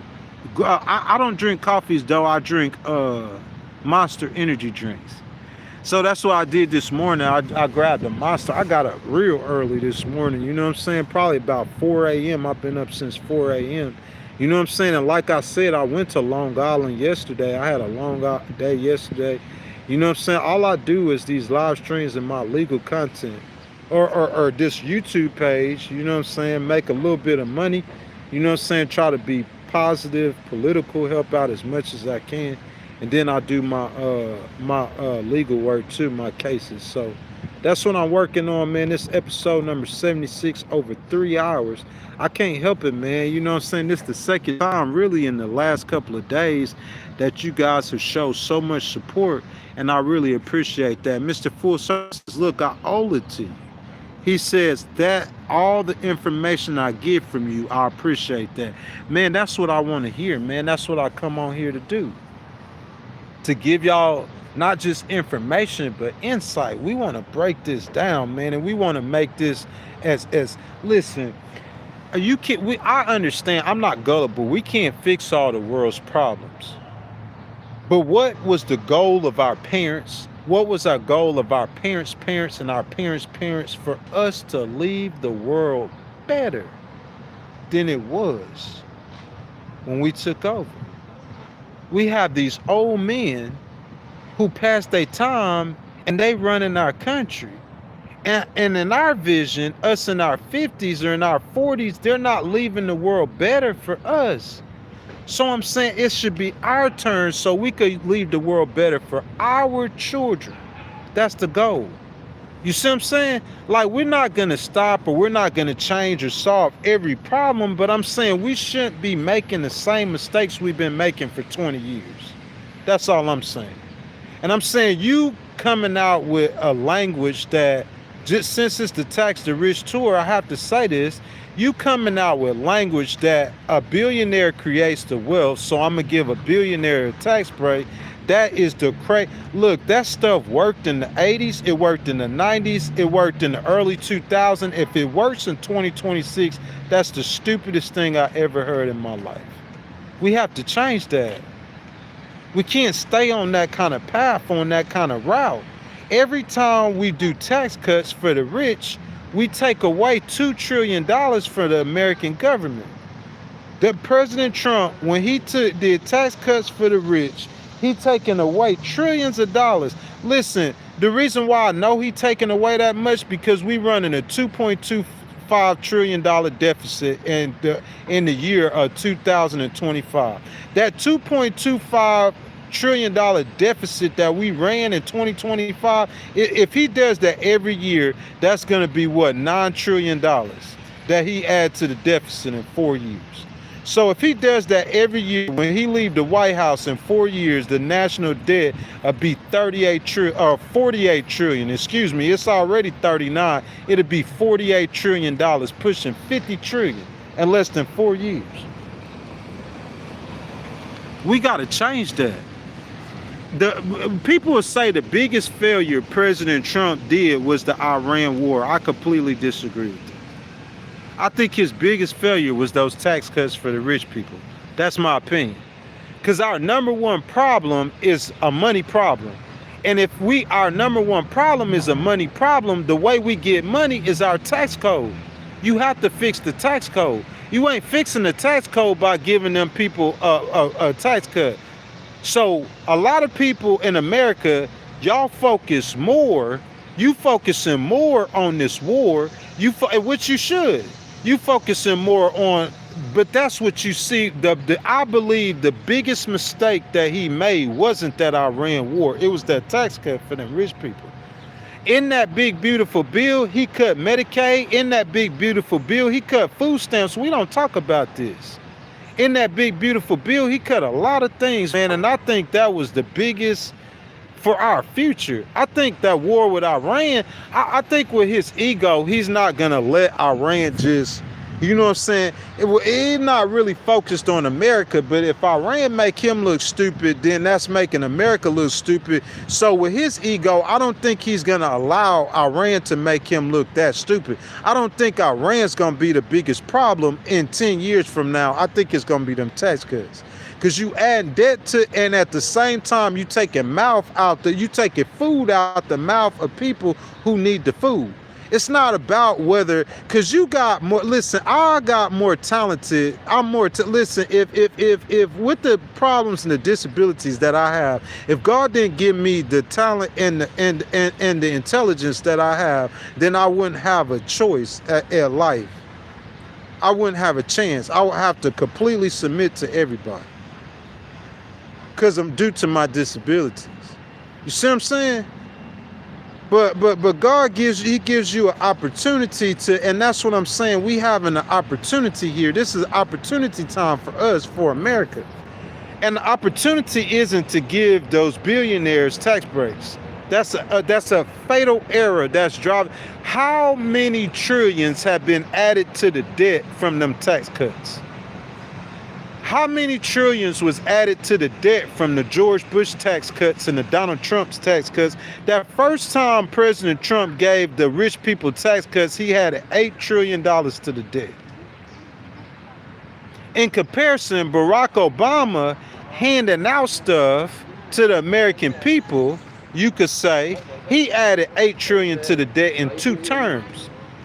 Those tax breaks are adding twice as much money to the national debt as a handout is. Twice as much. And the difference is the rich people, remember, $430,000 a year. You looking at 1.58 million people. That's 1.5 out of 340. To break it down, if you don't understand the millions, 1.5 people out of 340. You giving a tax break to. Because he could say he giving a tax break to the poor. That it's not appropriate. In his first term, yeah, he stopped the payroll taxes for a while. That was appropriate. The people felt that. They getting hundreds of dollars per paycheck. That's why they voted for him again. This time it's just not the same. Guys, that's my time, y'all. 3 hours and 10 minutes. I appreciate the donations, y'all. I appreciate all the love, everything you guys have done for me. But I got to get out of here, though. 3 hours and 10 minutes been on the live stream, man. You know what I'm saying? Tax the Rich Tour, episode number 76, guys. That's a long time. I done went over so many. I done gave y'all 3 live streams today. We won't be live again tomorrow to 7:15 a.m. Eastern time. I'm not complaining. Ahmad, I see you, my brother. All y'all people, Justin, the new members, y'all showing up, y'all donating to the channel, and Mr. Full Circle, y'all showing love. You know what I'm saying? WTF over Miss Lori, you know what I'm saying, supporting the channel. I appreciate y'all. I love y'all. You know what I'm saying? I'll see y'all tomorrow morning, 7:15 a.m. Eastern time, Lord willing. You know what I'm saying? Until then, do not forget that Christ is King. Listen to what I'm telling you. I said Christ is King. Ain't no political leader is the king. Ain't no nation is king. Ain't no nation supposed to represent God as king. Christ is king. I'll see y'all in the morning, man. I love y'all.